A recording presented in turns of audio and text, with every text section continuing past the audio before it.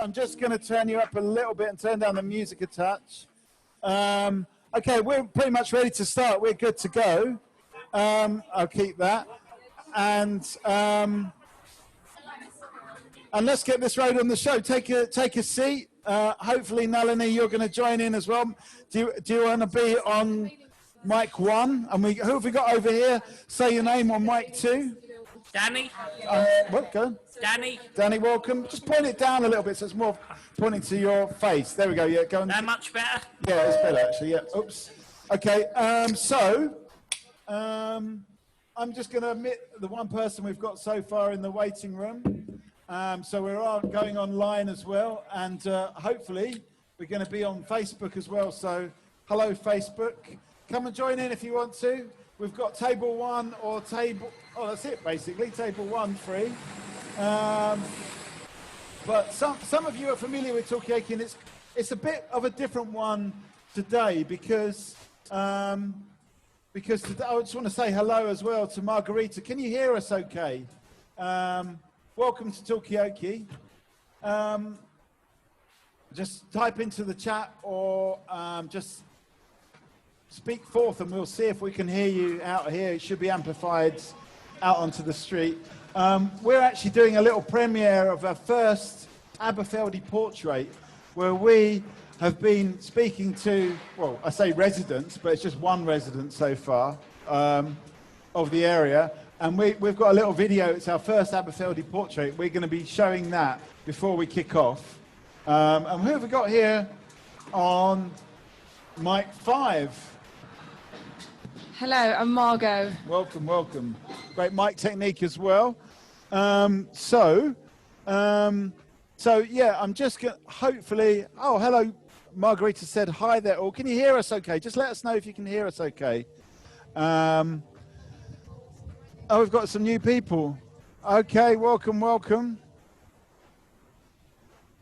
So we have got Margot, we've got Yasmina, we've got Adam, we've got, what's it again? Samira, Ariella and Nathan. Maybe you want to just jump onto our socially distant table 1 over there. There are drinks and stuff there, so maybe go get drink. Oh, I don't know how. I don't know quite how we're going to do this, but get a drink if you want to. We're just about to start off.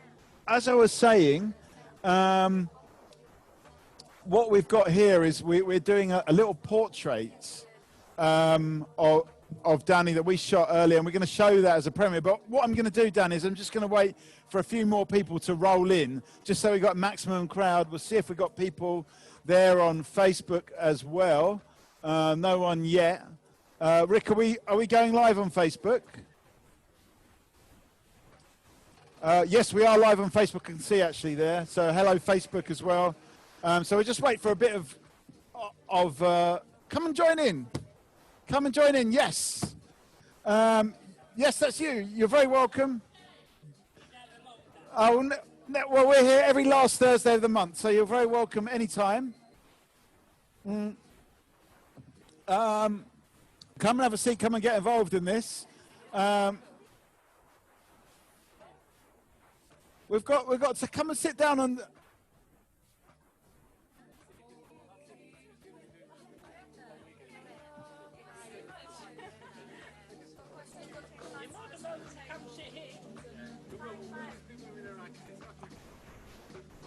Okay. Okay, fantastic. Well, maybe we can get some extra chairs. Margaret, do you want to bring out a couple more chairs? Yeah, have a chair. We've also got the long, should you want to say something, we've got our very long boom mic as well. Everything has to be socially distanced here. Hello, Kat. I've got to pretend I don't know your name. Okay, we've got another new face over here. So do you want to just say your name into the mic? Yep. Carlos. Okay, welcome, Carlos. I just realised there's a little bit of a technical problem here. Somebody bring out the gaffer tape, please. We need gaffer tape. Okay, so the way Talkaoke works is kind of up to you to decide what you want to talk about. It could be absolutely anything. We haven't really got a subject yet, so anyone's welcome to sort of start off with the subject. We didn't get these people's names over here, so just have a little shout into mic 2. Just tell us your names. Nathan. And... Ariella. Did we get your names? Maybe we did. I can't remember now. Anyway, it's all very complicated. Part of the reason for this is that we've had to kind of reinvent Talkaoke as a kind of cabaret. Normally everyone's just sitting around this table, but everyone has to distance a bit more. That's just the way it is these days. So it is, suddenly we've got 10 times as many cables and 5 times as many tables. Okay, so the whole point about Talkaoke, it's up to you to decide what you want to talk about. We don't have a subject yet. We are going to do the world premiere of Aberfeldy Portrait #1, which is a portrait of our man Danny over there. I don't know if we're ready to do that, if we want to drum up a little bit more audience. Maybe we can always, yeah? Okay. All right, in the meantime, what do people want to talk about? Has anyone got a subject to start off with? Maybe some of the boxers have got a subject. Have you got a subject for us, boxer people? Hello? Have you got a subject for us? Boxing. Boxing, okay. Anyone know anything about boxing? Do boxers talk about anything else apart from boxing? Okay, I feel like the boxing didn't really go down. But has anyone else got anything from the audience? I wouldn't, hold out too much. Don't be too serious about it, because I'm sure we'll move on to something else soon. Any subjects? They've been doing some painting around the corner. Okay. And we've got some more people joining. Which is Okay, very hello. Come and take a seat. We've got some more people over here. We're just gathering people already. So we have got Margot, what was it again? Nathan, that's right. Ariella, we've got Samira, Yasmina, we've got Adam at the back there, we've got Carlos, we've got Danny. And tell us your names on table 1, mic 1. And Loretta and Andre, welcome. And we've only got one viewer online, but that's Margarita, so we say hello. We will get more. Things will, I hope so anyway, because it's bloody took a long time to set up. Anyway, so has anyone got a subject? We're still looking for a subject to kick this whole thing off with. We're going to be showing the Aberfeldy Portrait very shortly, but anything before we move on to that? Anything at all? Yeah, okay. That's a classic.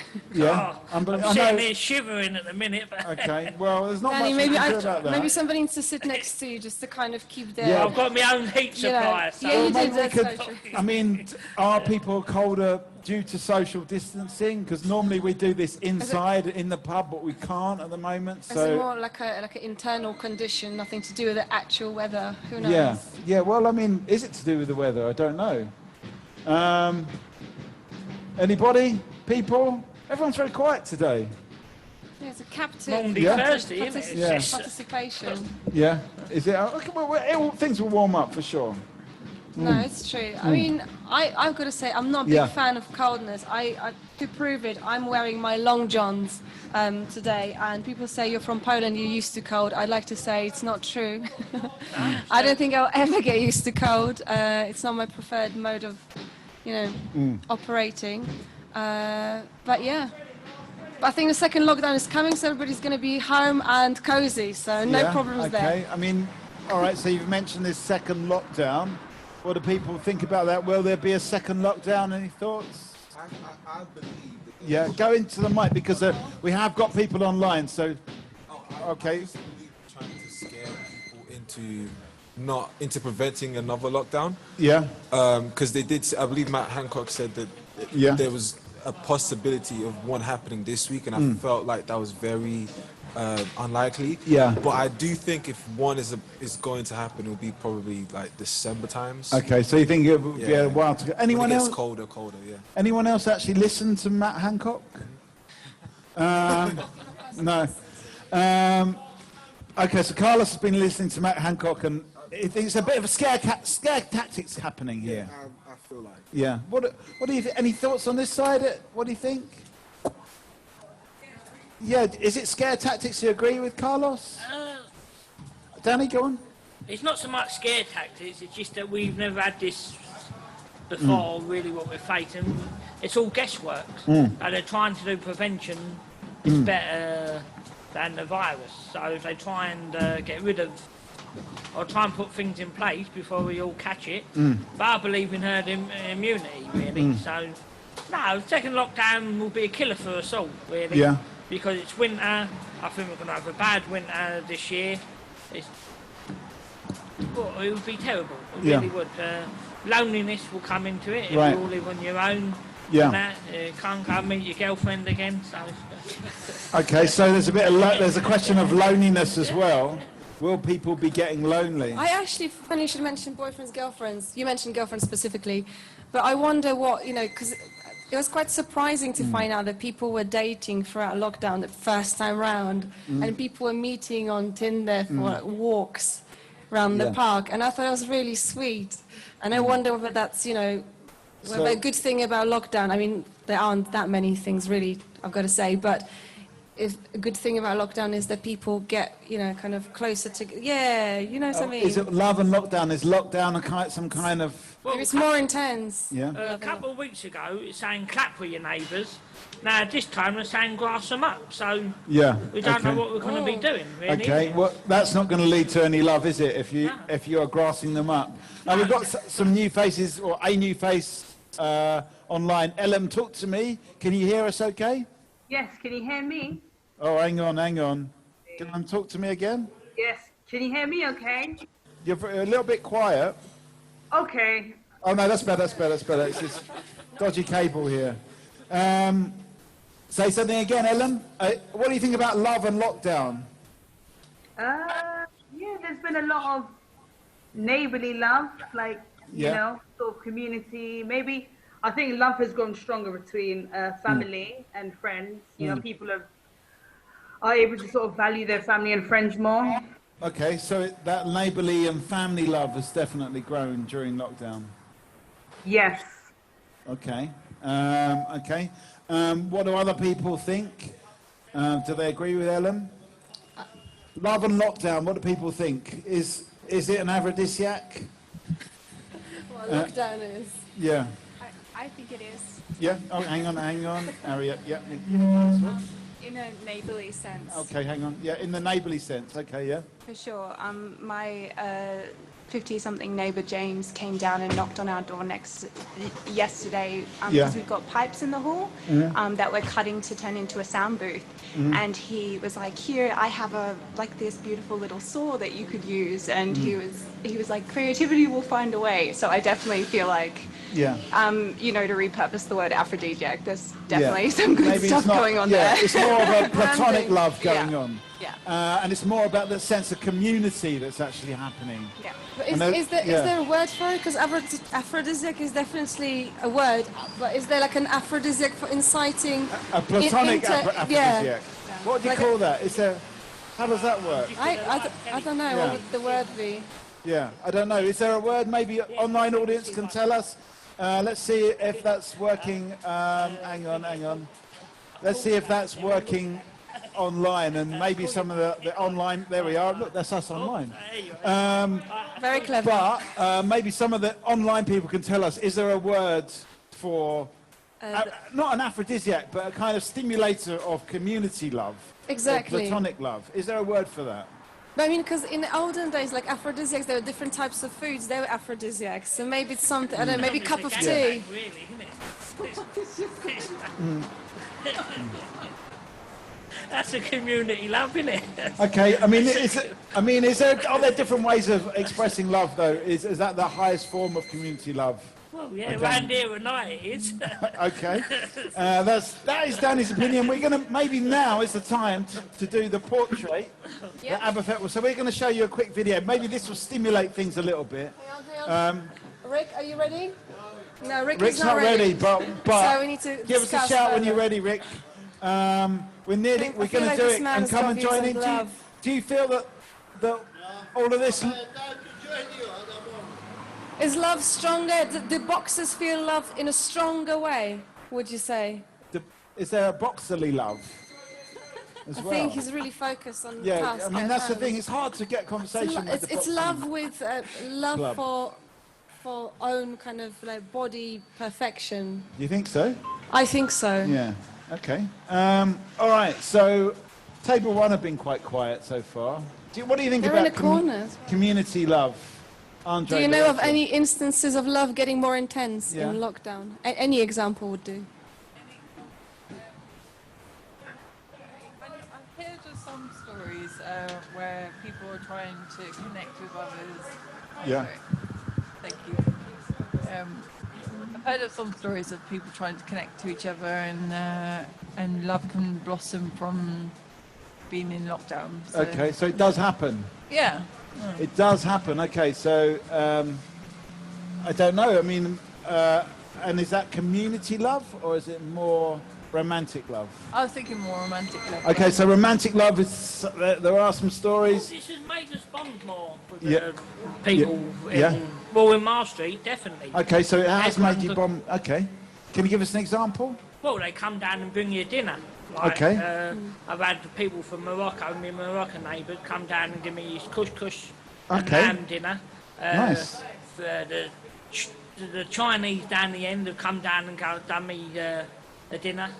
And then the Filipino lady, she's done, and the Romanian, they love the barbecue. And they've done me a barbecue dinner and that. And they just looked out for us more, really. Yeah. It's just, it's one of the things, everyone bonded in the street.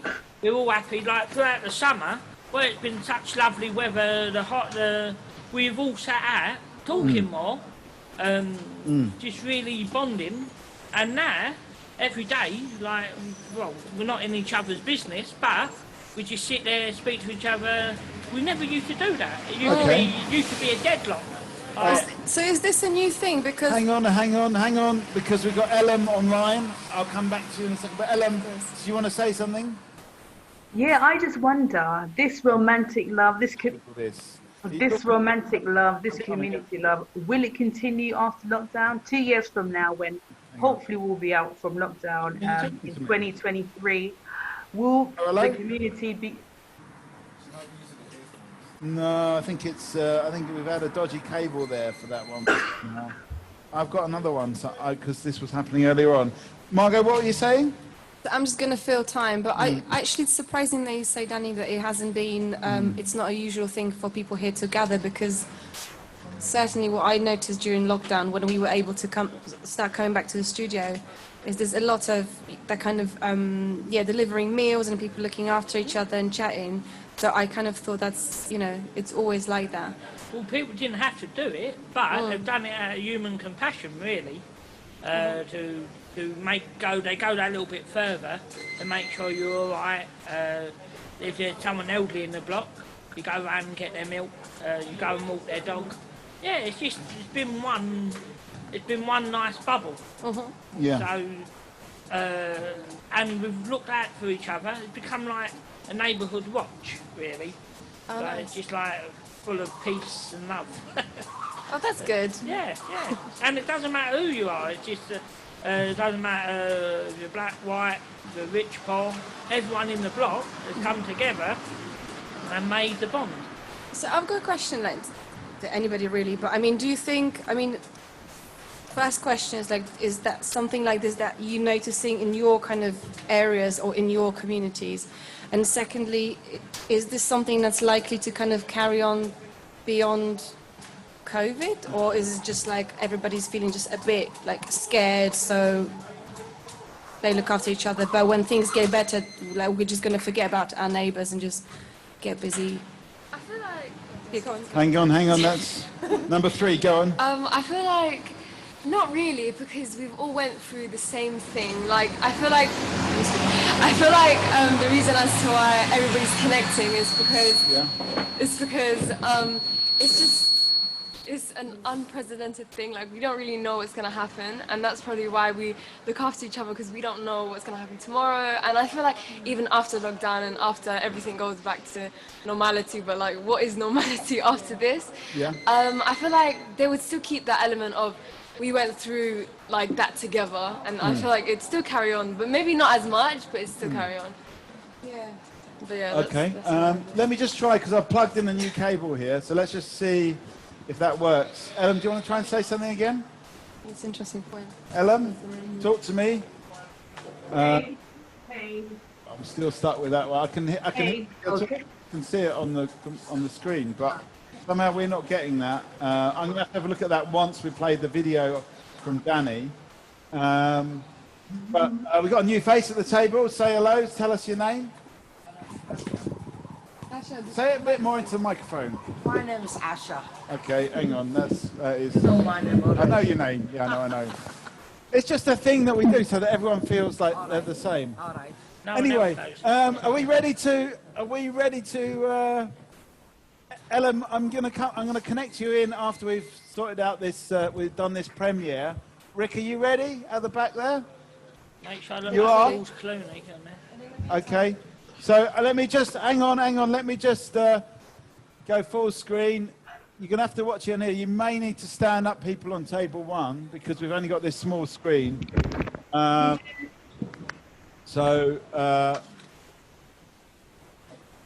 We're ready to go. I'll tell you when to press play. Loretta and Andre, you might need to just stand up and watch this around here. I'm going to jump out and go and get another cable, just to be able to connect the Zoom people.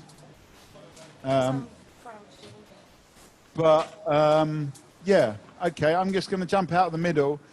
Hopefully this is going to work. We did sound check this before, so you never know. Okay, so this... Yeah, so this... Okay, so should I just do like a little... Yeah, do you want to do an intro? Explanation, yeah. Okay. Do I need to do it on the mic for If you people? can, if you want to, yeah. Go on. So hello. Go on. Hello. Go on. Hello. Oh, is it working? Yes, it's Yeah. working. Go on. I'm concerned about you being half in, half out. Yeah. It's always a concern, isn't it? Okay, go on. So hello and welcome everybody. Welcome to Talkaoke. As Mikey said, this is a pop-up talk show, but today it's a double special edition. Number one is because you guys are here. That's super special. We've never had this set of people in one place. But secondly, we've been doing the pop-up talk show for every month for 4 years. But most recently, we've been kind of doing a little bit more. And we're going around the street talking to people like we always have done, but this time we're doing video portraits of them because we just want, we're having so many great conversations and people around here, they've got so many brilliant personalities. We want to somehow capture that. And the first person to agree to talk to us, and and Danny is very shy. Not really. The first person who donated 2 hours, probably, or maybe an hour of your life to us. I've donated some hours, that's true. But Danny, who is here, the first episode of Aberfeldy Portrait features him, maybe from a different angle, I don't know, but we can chat about that later. But if any boxers are watching, but they're probably not, this is Aberfeldy Portraits, Aberfeldy live in Aberfeldy Street. So whenever we're ready,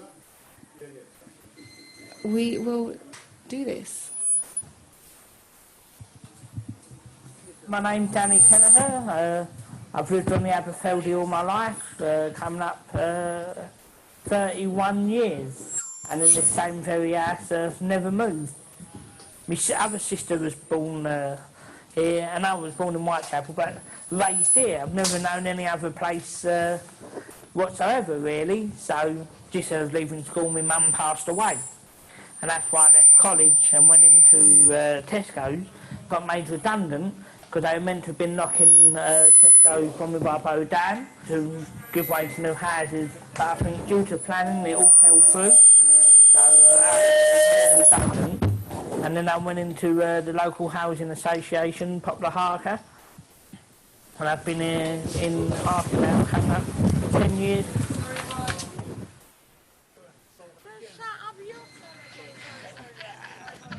Joyce.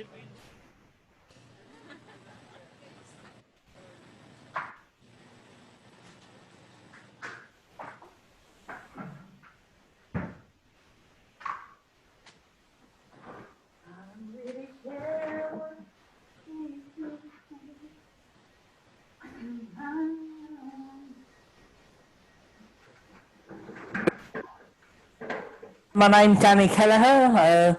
I've lived on the Aberfeldy all my life, coming up 31 years, and in this same very house, never moved.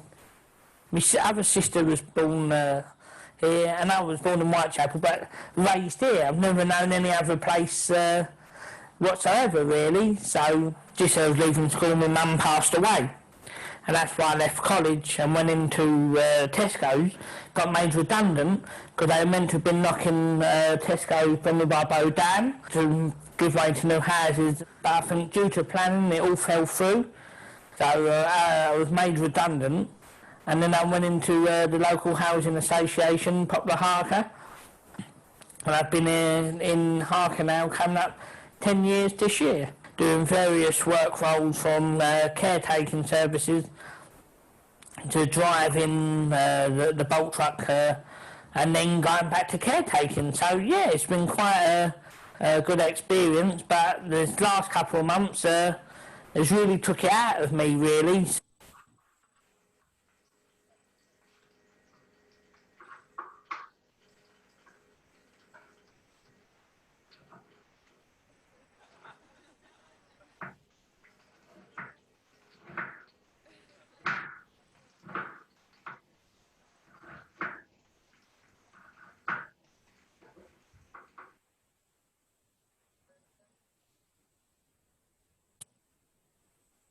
My name's Danny Kelleher.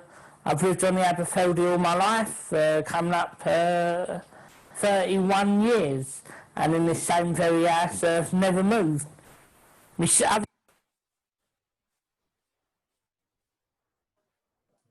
never known any other place whatsoever, really. So, just as I was leaving school, my mum passed away. And that's why I left college and went into Tesco's, got made redundant, because they were meant to have been knocking Tesco's Bromley by Bow down to give way to new houses. But I think due to planning, it all fell through. So I was made redundant. And then I went into the local housing association, Poplar Harker. And I've been in Harker now, coming up 10 years this year, doing various work roles from caretaking services to driving the bulk truck and then going back to caretaking. So yeah, it's been quite a good experience, but this last couple of months has really took it out of me, really. So due to I had a stroke, what it was, and I woke up one morning, went into work, but I woke up with pins and needles in my arms and legs and thought, oh, nothing, I just slept funny. And then as I was going to make a cup of tea in one of the offices, the work colleague looked at me and he said, Dan, you all right? I said, yeah. I said, Elle, I said, I don't feel a bit right at the minute. And he went, I think you're having a stroke. I said, Elle, I said, get.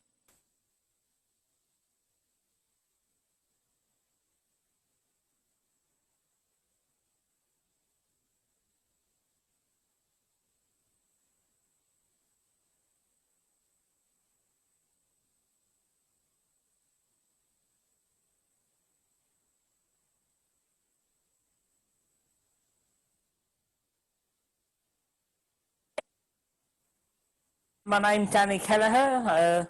I've lived on the Aberfeldy all my life, coming up 31 years, and in this same very house, never moved. My other sister was born here, and I was born in Whitechapel, but raised here. I've never known any other place whatsoever, really. So, just as I was leaving school, my mum passed away. And that's why I left college and went into Tesco's, got made redundant, because they were meant to have been knocking Tesco's Bromley by Bow down to give way to new houses. But I think due to planning, it all fell through. So I was made redundant. And then I went into the local housing association, Poplar Harker. And I've been in Harker now, coming up 10 years this year, doing various work roles from caretaking services to driving the bulk truck and then going back to caretaking. So yeah, it's been quite a good experience, but this last couple of months has really took it out of me, really. So due to I had a stroke what it was, I woke up one morning, went into work, but I woke up with pins and needles in my arms and legs, and thought, oh, nothing, I just slept funny. And then, as I was going to make a cup of tea in one of the offices, the work colleague looked at me, and he said, Dan, you all right? I said, yeah. I said, I said, I don't feel a bit right at the minute. And he went, I think you're having a stroke. I said, I said, get out of it. Next thing, you know, I fall onto the chair, can't even move. And so I was in the hospital, and then, and now I'm recovering. But that was due to a blood clot on the brain and stress, which stress can be a very dangerous thing.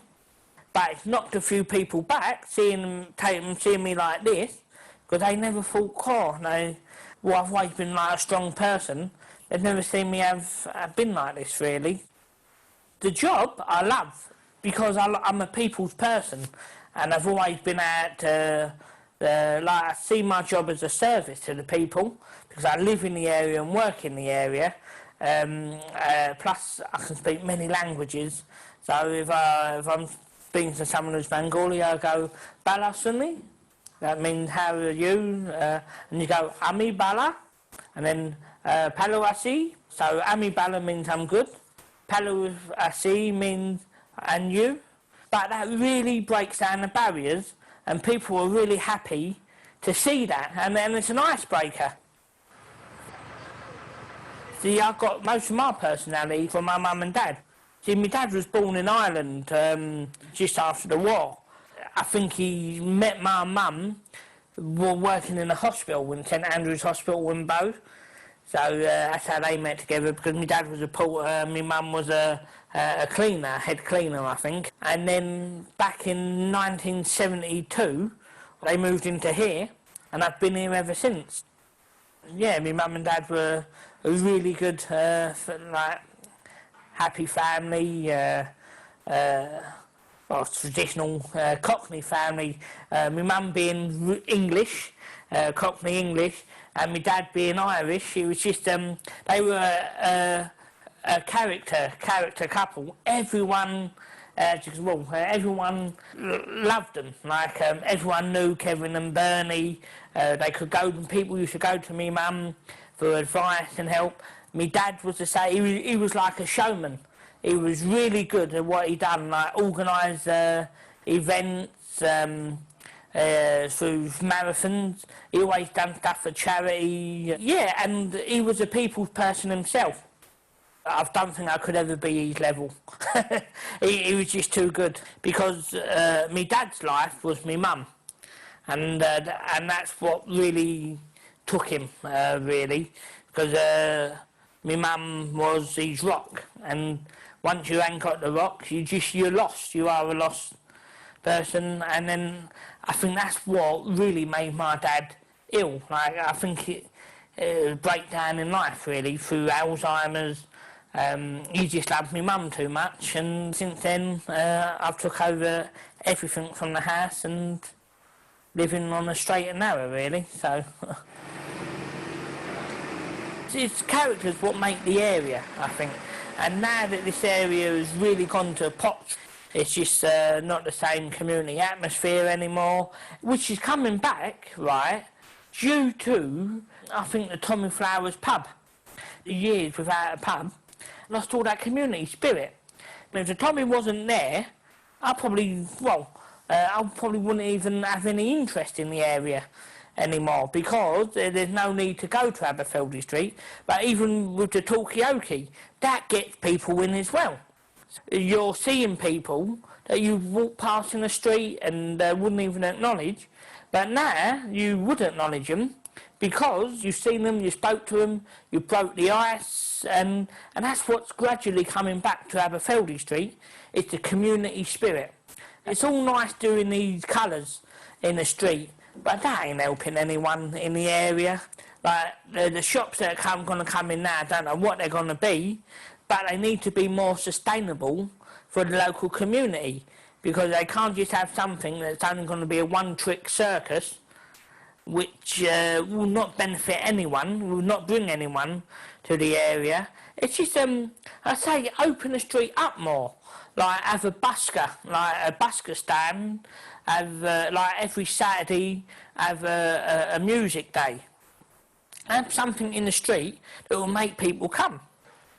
They could have done a mural of all these people, like people that have worked in the area, like every character in there, and you could get an artist come along, paint it on the side of the chip shop, and they go, yes, that's our Aberfeldy. Not a silly murals or the patterns where it's an absolute waste. That all it is, it's a nice eyesight view. It's nice on the eyes, but it ain't nice on the people because it don't benefit us. It really don't. It only for people who are probably buying in their houses over there. It's not a good idea. I don't think that was a really good idea. It's nice, but it's not. It's just, they say you can't polish turd.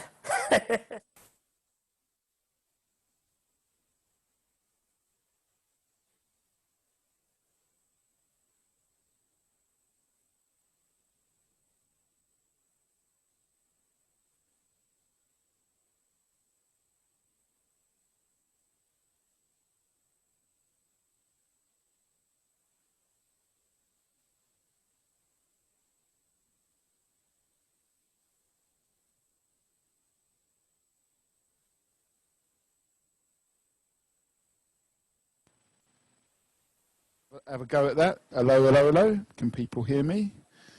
Okay, there we go. That's okay. Well, now I've worked out what the problem is. It's this cable here. Okay, good. So, yep.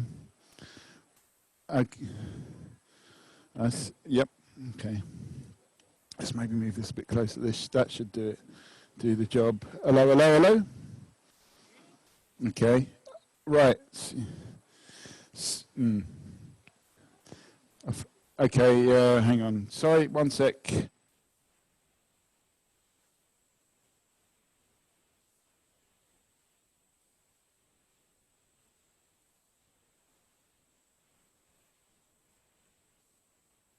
Let's try that now. Is that working? Hello, hello, hello. Okay, right. Okay, let me just pull this. Okay, we should be good now. Let me just plug in the online audience that I also unplugged. Sorry, online audience. We're gonna plug you back in shortly. Okay, so here we go. Plug in online audience. And let me just go to the online audience and make sure they can. Ellum, talk to me. Can you hear us now? Ellum, talk to us. Hello? You're muted there, Ellum. Anyway. Hello. Hello, we can hear you. Yes, fantastic. Wonderful. Okay, good. Hopefully we've sorted out some of our issues here, although I just realised we've got cables over cables, so let me just, hang on, unplug this one, sorry about this. It's like 2 minutes, it's like the spaghetti of cables in here. Anyway, okay, we're good to go now, so let's just start this conversation. We had Danny there, thanks to Rick for filming and editing that. Where do we want to go from there? Any questions, any thoughts, comments, observations? That also goes to the people online as well. What do you think about that? So is, anyone, does it, Ellen, what were you going to say beforehand? Is it relevant now or have things moved on? Yeah, I've kind of moved on now. Okay. I just thought that I really loved that documentary that Rick made there. And I thought it was so interesting what, sorry, I forgot, is it Danny? Yeah, it's Danny, yeah. Danny was saying how like learning other people's languages, it really helps to sort of make people feel welcome. And I just thought that's such an interesting way to sort of connect to your neighbours at the end of the day. I mean, it's just another way to get to know people and make people feel like they belong in a way. But yeah, that was such an insightful story. And I just think, thank you for sharing that with us. Okay, yeah, thanks, Danny. Can we have another round of applause for Danny and for Rick? Rick's come out. He's taking pictures now. But this is our filmmaker, and he needs some plaudits for sure. But does it spark anything else? So we heard a little bit. There was so much in there, so many different topics. We heard a lot about languages and learn. Does anyone know a different language? Margot, did you want to say something? I'm just waving to Frederick, I think. Okay, right. We're just speaking of different languages. I think we've just done some really bad kind of like sign language, like really Okay. kind of half-formed conversation. But yeah, Asha, you were saying something. Asha, go. Mike 2, go on. Yeah, what I'm saying is it's good to learn in the other language because I always curious, especially if I learn any language, I would learn Bengali language. Bengali? Because they're always talking it when you pass it through or not go through, and I want to say it curious. I want to know what they're saying it. But it's good to say that, to know it's the other language. And one thing else he talk about, the painting. I live there at the top of the flats, they painting, but they wasted their money. Yeah. They wasted their money to put it outside, but if we live in a single window, it's damn inside. They never put the money where they put on it. But So they put what should they have spent the money on? they should be put inside the first. Start inside. Paint the flats inside. Yeah, sort out the dam, sort out the single glaze. It's so cold in the summer, in the winter. Summer is so hot. Yeah. Yeah, but they're only thinking about themselves is to sell in this flats. That is a show. They're doing it to show off what they want. They make themselves. They're not thinking about the community. Okay, so They just come in here and they took an offer in this place, and that is not nice. It's good what they've done in a building new flats. The people can benefit, but just give community what they wanted or help it them. What does the community want, would you say? Sort out the flats. Yeah, okay. I know they're breaking up this flat. They say we're breaking up. Yeah, but you spend all this money, all this time in outside. We live in noises and always banging it in the walking they're doing in here. But they're saying, oh, we're doing what the community wanted, but they're doing what they wanted. They call us meeting to come in it, but they decide already what they're doing it. Okay, so you don't feel it's necessarily the views of the community. They don't think about the community. Yeah. Everybody think about their pockets Okay, and what they get there. is anyone else a local here? And what do you think about this? I mean, also people that have come in, I guess it's got dark now, so not everyone has necessarily come and seen it. Any other views about the murals? Anything from table 5? And no thoughts? No? You got a thought there? Go on, Margot. Yep. I've got a thought that I certainly noticed there's way more people coming down to this area and just kind of like looking at the murals and not murals, the painted buildings, and in a way, it's just interesting because there hasn't been that much kind of footfall here before, and suddenly there's lots more people. Yeah, but it's the people pictures. coming and the people don't live the shithole. That's what I'm saying. People, they just come in. Everybody likes the painting. Everybody sees the painting. But we leave that. I like the painting. Don't get me wrong. Yeah. It's the place is make it clean and the color and it's beautiful. Yeah, but what is inside? Okay. So you're painting something, but on the inside it's maybe not so good. Yeah.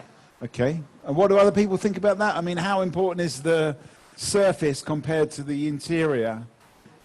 Go on, Samira. I was going to say, I think that... Sit forward. I think that the paint, like all the paintings and stuff, it's a like reflection of the area, because I feel like art in itself is quite expressive. I'm an artist, so I know how like even colors can be quite interesting on a street, and murals as well. They're quite interesting, and I feel like it brings out a lot of culture and a lot of difference. And I feel like while I was watching the like documentary, it was really good because I saw a lot of culture in just that small like shot, and I like it was nice. I liked it. Okay, so it does bring, there is a cultural element to it. So I mean, where is there a balance to be struck between the, I guess this cultural side and the sort of basics of just having a good home? I saw Ellen raise her hand. So Ellen, did you want to chip in? Yeah, no. Can you hear me okay? Yeah. Yeah, no, I mean, there was a couple of points. I wanted to sort of talk about what Danny was saying about stress and how stress led to, you know, his stroke, and how like sometimes we don't realize what stress looks like in our body and all the different signs. And then also what you said about what you said, Danny, about having portraits of people from the area on the walls. I thought that would also be so powerful, because the estate which I grew up on, there was a project where they replaced empty windows with the portraits of the people that lived there, and it had such an impact on the community spirit. Like, people what was the impact? Well, people felt well. The impact it had on, I think the impact was greater on the onlookers, on people, on passers-by, because was an estate, and the stigma that estates have. Many people had negative things to say about it because they've never known or met anyone on an estate. But then having the portraits on there, it meant that people had no choice but to like stay and confront the prejudices that they had about people who live on a council estate. Right. Okay, so it had a positive impact in that sense. Yeah. Okay, so you like the idea of portraits on the council estate, showing the real people in a way, I suppose that's what it's about. Okay, hang on, Danny, let me bring you in. Go on there. Go on. Yeah, I say it's the characters that make the area, really, because you can go down the shop, they say, oh, look, there's Danny, he's the life and soul of the place. Yeah. Aisha, you can always go and speak to her for any advice, and people like that. It's this estate, council estate, is full of good characters, like you can go to, and there's just, even to the woman that used to shout at you when you're playing in the park. Yeah. And that everyone remembers, sort of thing. Yeah. Or the crazy cat lady. You just know. Yeah. Just that. As I said, put that on a mural. Yeah. Then you can go, yeah, that's our place. That's then people can come round and look at the people in the area, or even do it digitally. As you walk round the one corner, this is where Danny lived. Then you scan it on your phone, and then my story will come up. That sounds amazing. That's a great idea. Yeah. I feel like Danny's coming up with lots of creative ideas, because I think my question is also about, you know, can art and creativity, can the art help play part in making community a better place, or, you know, making some kind of practical, I don't know, can help in a practical way? Can it make a difference? Or can art really make a difference practically? How does art come? Asha, you mentioned the glazing, the double glazing. How does art compare to double? Art can make it good, but what is the people don't get it, and I don't even the government and everybody don't get it. They don't get what the people needed it. Art is good. It's good to look at it. The people can come here because. Our area, what anybody call this area is a shit asshole. I'm the one saying it. Don't say that. I'm the one saying it. This is our area, yeah? Yeah. But you see what is outside, but you don't know what is inside. So, could the art somehow reveal what's inside somehow? No, they cannot. It's when they're doing the TV. I told them, I like the area. I'm not against it. Why are you doing the bit? I'm not against it. But what I'm saying, come and see inside when you see in the outside. When it's inside, it's not good. Yeah. What's outside? You people come in and see, and just like it, but we live. The thing is. As I said, you can't polish a turd. Yeah, you is it really a turd though? Yeah, it is. Turn the mic around. Sorry, I'm miles away. They're gone. Is it really you're saying you can't polish a turd? Is it really a turd? No, this place is not really a turd. But that was just my expression from doing up the outside, but try and fix the inside first. If you've got if your heating terrible, you've got dampness, then that leads to health suffering. Then it's just depressing. It's like the Joker. The film The Joker. Yeah. You can paint your face. You may look happy on the outside, but deep inside, you're killing yourself. So you think that's what this area is like? A bit like The Joker? Kind of happy on the outside, but... Well, give enough people LSD, everyone will be happy. Yeah, well, they come this area, yeah? They took it over the area. We got community. Don't get me wrong. We don't like each other, but we stick together wherever we are. I live 37 years in this area, yeah? Everyone knows. But now we walk in, we walk in a million people we don't even know, and now the crime is going up. If you go that subway now, woman yesterday 8:30 in the morning get raped. And the bloke. And the bloke. And it's not, we're not safe. 2 days. Okay, I see that John's unmuted himself. Did you have something to say there online, John? Welcome. I don't know if you're picking up the conversation. Have you got anything to say? Yeah, I'm following. You started from the murals, and then we've gone through the murals as works of art, or maybe investment in bricks and mortar. And now we got down to personalities on the Aberfeldy. Well, when I came here 21 years ago, I took the attitude that there would be just as many good people here as there are anywhere else. And I still go along with that. It's quite comfortable. I've got a lot of friends now.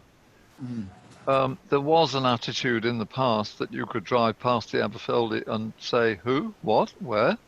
Never heard of it. And now there's every likelihood that people will have heard of it quite soon, already have. So yes, you know, I'm in favour. Let us all be the personalities that we are, but it would be quite a good thing if some of our talents found a way forward.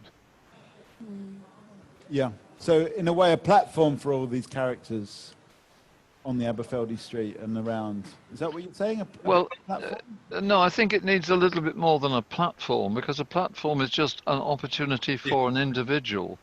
I think that what happens in a community, especially one like this, that received very little input from anywhere else in the past, is that it's going to have to be a joint venture. The ways in which we team up together to do something, or team up together to support one person doing something, to get a little shared confidence around the place, as well as both opportunity and the means to pursue them. So it's about working together, having a confidence in the area. I mean, where does the mural and the art stand in this idea of confidence? Is it useful, or is it cosmetic in the sense that some people have... Well, somebody said about there being a greater footfall on the street. And that's absolutely essential, because if there is no footfall, all of us, I think, have probably known, even quite recently, when the street's been quite a deserted space, very few people here, traders looking down, other activities being hard to press on with, and mostly behind closed doors. Well, if the paintings on the wall have changed that and have brought more people here, more conversation, good. Okay. Very quiet. That's very quiet, yeah. I'll do that again. Okay, so... why not? So there is a bit of in terms of the confidence, the community confidence, there is a little bit of a positive effect that perhaps these murals can have. Margot, it looks like you're shaping up to say something. Yeah, I'm shaping up to say something because when Asha was talking about the inside of the houses, I kind of imagined like a group of artists, or like not even just artists, there could be anyone who kind of go in and like do house makeovers, but like proper ones, not just like paintwork, but just like proper, you know, install the right windows and that kind of stuff. And I kind of wonder whether that as a kind of community action would have legs, and would that be something that people wanted? Because in a way, a lot of artists are going to be unemployed very soon. Okay, but I mean, if they are already. Let the artists come in And I wouldn't mind learning how to fit in windows. Okay. Half of my family's doing that. If you were going to do up well. your house, would you get some artists to do it? That's a question as well to the online audience. Heavily supervised. Maybe. Would you let an artist do up your... I don't know, let me see if we've got any comments here. No, it'd be great if Banksy can come and do your ass. Come in and do it. Okay, would they do a good job? You're an artist, Samira, so have you got a view on this? Is the artist a good person to do it?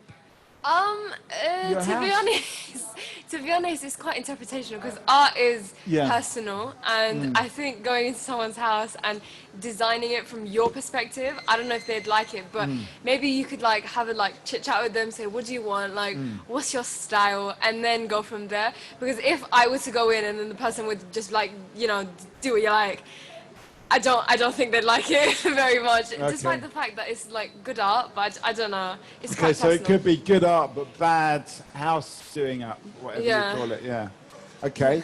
wouldn't Asher, say- hang I on, and wouldn't let me mind, come to sorry. Asher, because you got, yeah? It's the one thing else, yeah? Yeah. 2 years, this house, we have a meeting, and they decided that if 50% they say the area break down and building new flats, they're breaking down. If 50 say yes and 51 say no, yes, they're breaking down. 2 years, if they're coming off, it's not the waste of money, what they put it on, and they're starting to building new flats. Why you wasted that money and that time to do something just coming off? So 2 years. So you think it's a waste of money to sort It's of... a waste. If they stay and they fix it inside, it's all right. That's the money is good to somewhere you done it there. But we fought yesterday. We have a fought. He fought. I fought. Because our flat is the one that we need. They say it's coming off. 50 people saying it, staying it. They staying. They're not touching it. Right. But 51% they say we want to. No. Okay. Yes, we want to break it. They break it. And what we see in the future, whatever they tell us, is a different whatever they decide already. Yeah. What they're doing, this painting, woman coming to us. So you don't really feel I'm picking up, you don't feel in control, you feel that the decision... No, they just took it off the area. They just coming to go. They tell us, show us the color you like it, yeah? The color I show my flat, my flat, I show the green. I say, I like green color or blue color. What they done? I was staying all the time they painting. I said, I'm not going, I'm getting a green color, yeah? What am I one day I'm What going... colour is it? Green? Just what they come to us, the woman to come outside, saying and choose what color you like it, you do in your flat, to outside, yeah? Yeah. I choose green, yeah? Yeah. One day painting it, I was in all the time saying it, and I was thinking it, I'm not need water about stay here because they're doing green. One day I go shopping, I come back, it's a pink in front of my door and it's the wall is, and I'm saying it, Yeah. what? You already decide what you want to do with it. Why are you asking me what I want it? That's the problem. They took it off. If in the meeting and the forts we go in, if they're breaking area down or staying down, it's nothing. Already So they they- decide what they want to do with it. So they asked you what you want, Yeah. but then did whatever they wanted to do. Why She hates pink. I hate pink. I love pink myself. You can I see wouldn't mind my pink, pink actually. bicycle over there. No, I said but no. anyway, let's spread this out. Come and get involved in this if you want to. This is Talkaoke. What do you think about the paintings on this street? Is it just a cosmetic thing? Does it actually improve the area? That's one of the things we're talking about Have right you now. noticed them? Have you noticed it? Have you seen the change? Everyone's welcome to come and get involved in this. Any thoughts from any of the other people around? Well, what do you think of it? Because Okay. Carlos, just grab that one over there. Oh, okay. Yeah, I feel like that the only reason as to why they painted in the first place is so that they can sell those buildings. Yeah, it's business. Yeah, it's all business, and I feel like, well, I think it was you that asked the question as to whether art allows, more business to sell in certain areas, and I feel like artists have always historically made areas more financially prone to business. Yeah. If you look at Shoreditch, for example. Yeah. And what is very interesting is the artists that will create the culture and make sure that, bring the people in, which will then drive the prices of houses to, ridiculous prices, to the point where the artists that actually made the area quote unquote cool, they themselves can't afford it. Yeah. So I feel like it's gentrification. Sorry, got that. Yeah, go on. Yeah, it's just gentrification. Yeah, that's. Okay, so that's what area are you from? So Hackney. Yeah, Frampton. How is things in Hackney? Well, Hackney is just in that 50-50 place. It's weird. It's just you see Hackney still Hackney, but then you still see the gentrification is a real thing. Like I remember the other day. Yeah, because I saw someone that they were eating vegan chicken, like chicken chips, but it was like vegan version, and it was very weird. You still see the £8 coffees and whatnot, which is clear sign of gentrification. But I feel like it's in a 50-50 place right now. Okay, so it could go either way. Is that what you're saying? No, it's not. No, it's not. It's always going to go through. It's The always way going of to go 100%. gentrification. It's about time. Yeah. Yeah. Because money always speaks louder. Yeah. But so in the end, money will win. Yeah. What do you think Hackney's going to look like in, say, 10 years' time? It's going to look like Old Street. Right. So it's going to be. Street, sorry, yeah. a lot of vegan chicken shops, Yeah, basically. Basically. Okay. Yeah. You're getting the gentrification coming in from this area. It's a good thing. Everyone's got to learn to live and get on.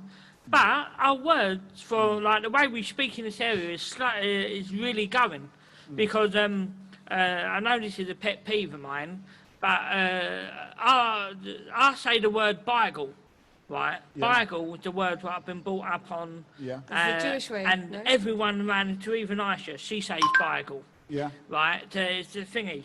But now what's coming in is the word bagel. Right, bagel is a terrible word. Is it that bad to call it bagel rather than So you bagel? just pronounce it differently. Was that just part of? No, the original spelling, if you ever go Brick Lane, there's bagel baked 24/7. Yeah. Yeah, so if you look at bagel baked, you would see the Biegal, bagel, which is the Cockney way of saying it. It's the origination, but bagel is the American word, and it's overtook it. But does it really matter that much? It does, yeah. Okay.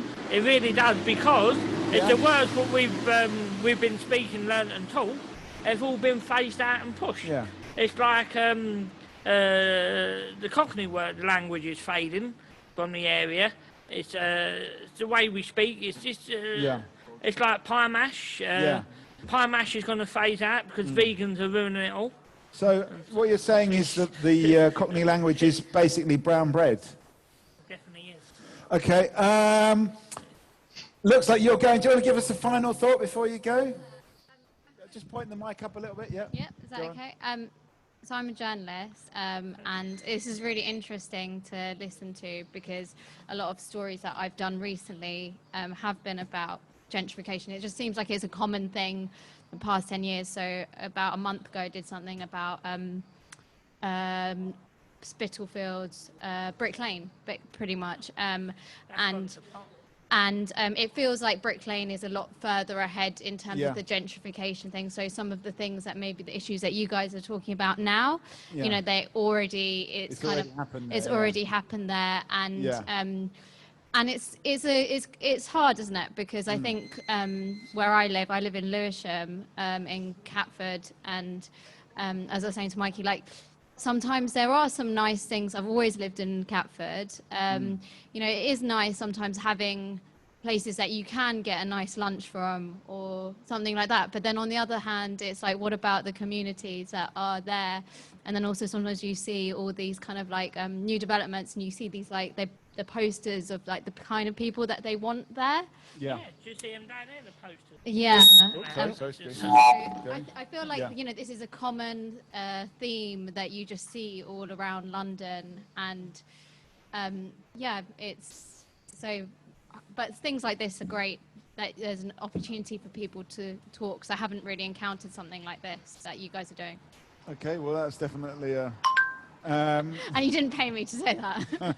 No, but we've got you now on video saying that, and we're going to play it again and again and again. But thank you so much. Well, thanks for Sorry joining in. Intrusive as well. And I'm actually back here again next week, so Okay. I might see you guys around. So. Well, we look forward to seeing you. Pop in for a coffee if you want. We'll give you a little round of applause. So that holds up. We haven't really spoken to our online audience. We've slightly been ignoring them. So maybe we should put the word out to them.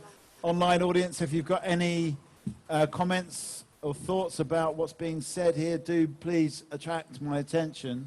But what do people think about? Where do we want to go from? We're talking about gentrification. Is it just inevitable? Is it just all about vegan chicken shops? Is there more to it than that? Is there a good way and a bad way of doing it? Danny? It's good coming to an area, but please integrate. Yeah. Because myself, I can walk past anyone. It's old school. It's built in me to speak to anyone and everyone, and I would. I say hello to everybody. But when it comes to the hipsters, and I speak to them, they're shitting themselves, thinking I'm going to mug them. I've got no teeth because that was, I might look out of shape and that, but I've got a friendly soul. I don't interfere with anyone. So you think the hipsters are a little bit kind of offhand, snobbish to you? High shift bouquet, that's what they're like. Okay, because they love the idea of being in the area, like living here, but they don't want to come and have a drink with us, or they would make an amuse of it, or thinking they're one of us. No, like a wildlife documentary. They would be there with a camera. Yeah, I'm with Aisha. Look, taking them. Yeah. See, it's good, but do please get a history of the area before you move here, and don't get offended because you're hearing the police siren all the time and all that. It's part of life, and people get scared, but they just do some area research before you buy a place, not just because you're buying a place for the postcode, and that's because it's trendy. It kills the spirit. If everyone comes in and that, and now what's going on as well in Tower Hamlets is street road closures. Everything's being closed off now. Brick Lane, Columbia Road Market, everywhere, because it's trendy. Livable streets, I think it's called, right, where they've got rid of the cars. But you're killing the local community that are working in the area. I've got to go to work. Bikes is another option. Cars is definitely, you're a family. You get cars that commute, of course, and who cares about the world that's going up? At the minute, you're worrying about yourself. Okay, so there's a lot of issues there, Danny. There's a lot of places it's kind of up to you as a participant to Talkaoke where you want to take this conversation. We've got a hand up from Ellen online. So Ellen, did you want to chime in there? Yeah, I was just nodding my head when Danny was speaking. Everything he was saying, yes, I absolutely agree. I mean, being born in living through gentrification, living through a regenerated estate, I've seen it. You know, I remember when hipsters were first coming to Haggerston in particular. Can you remember your first hipster? Well, yeah, kind of. And I just remember that, like, they do kind of look down at the people who already live there. You know, you feel it. You feel it. Basically, they want to move to the area, but they do not want to have anything to do with the people that live there. And I see it every day where I live now, even, you know, how many years later. And the truth is, it's true what Danny was saying about language as well. I think all these different accents and languages is what makes a place really interesting. I love it. I love it when you hear somebody with a strong Cockney accent, you know, or, you know, all of these different accents in the UK and that exist now. It's interesting. And I think, yes, it is important to hold on to that. And I think there is an issue around the sort of Americanization of language, which the internet has kind of brought on. Okay, I mean, what about this question about that Danny mentioned of, like, can you get those hipsters to integrate more into the existing community? Carlos, I feel like you're going to say something. Just grab this mic over here. No. Yeah. Just grab that mic. Go on. I feel like most of them come from highly privileged backgrounds. Yeah. You know, very upbeat, elitist backgrounds, and I just don't think that they're really into the integration idea. They're more into, you know, what, like he said, what looks, what looks good on Instagram, as opposed to where they don't do their research. It's really just go to so they don't really actually have that strong desire to integrate into the existing community. This is Hackney. Yeah. They say it's cool. It's Shoreditch. Let's just move. They're just very apathetic to what culture means or what history means. Okay, so they're, although maybe it's just me thinking of hipsters as culture, they're in a way, they're not open to the existing culture. They're causing the racism, I think, really. Because round here, black, white, Asian, brown, we all get along together. Right? There's never been any racist attacks or even homophobia or Islamophobia. There's nothing like that around here. There's not even no stabbings, really. You get, or muggings or violent crime, apart from the the underpath. But around here, it's like we're all mixing here, but then they create that divide because they want to stay in their little groups, and they're, and it is elitist. It is. Go on, Marco. Okay, come on then. I mean, I wonder about it because recently I was just watching something, and this woman who looked like a gentrifier, shall we say, she was like, "I know what you're thinking. You think I'm a gentrifier." Well, it's like, yeah, that's exactly what I'm thinking. Well, I mean, and she said, a bit more context. Yeah. Where was she? Who was she? And she was an artist who just happened to look trendy because you can now just go into your H&M and get yourself the kind of the artist look. Do you know what I mean? She probably lived in terrible accommodation, or like something that you'd probably could rent for £500 or £600 in London, which is not very much. But on the surface, she looked like this very successful kind of affluent artist. And for sure, she would have the kind of coffee once in a while, kind of like £8, whatever.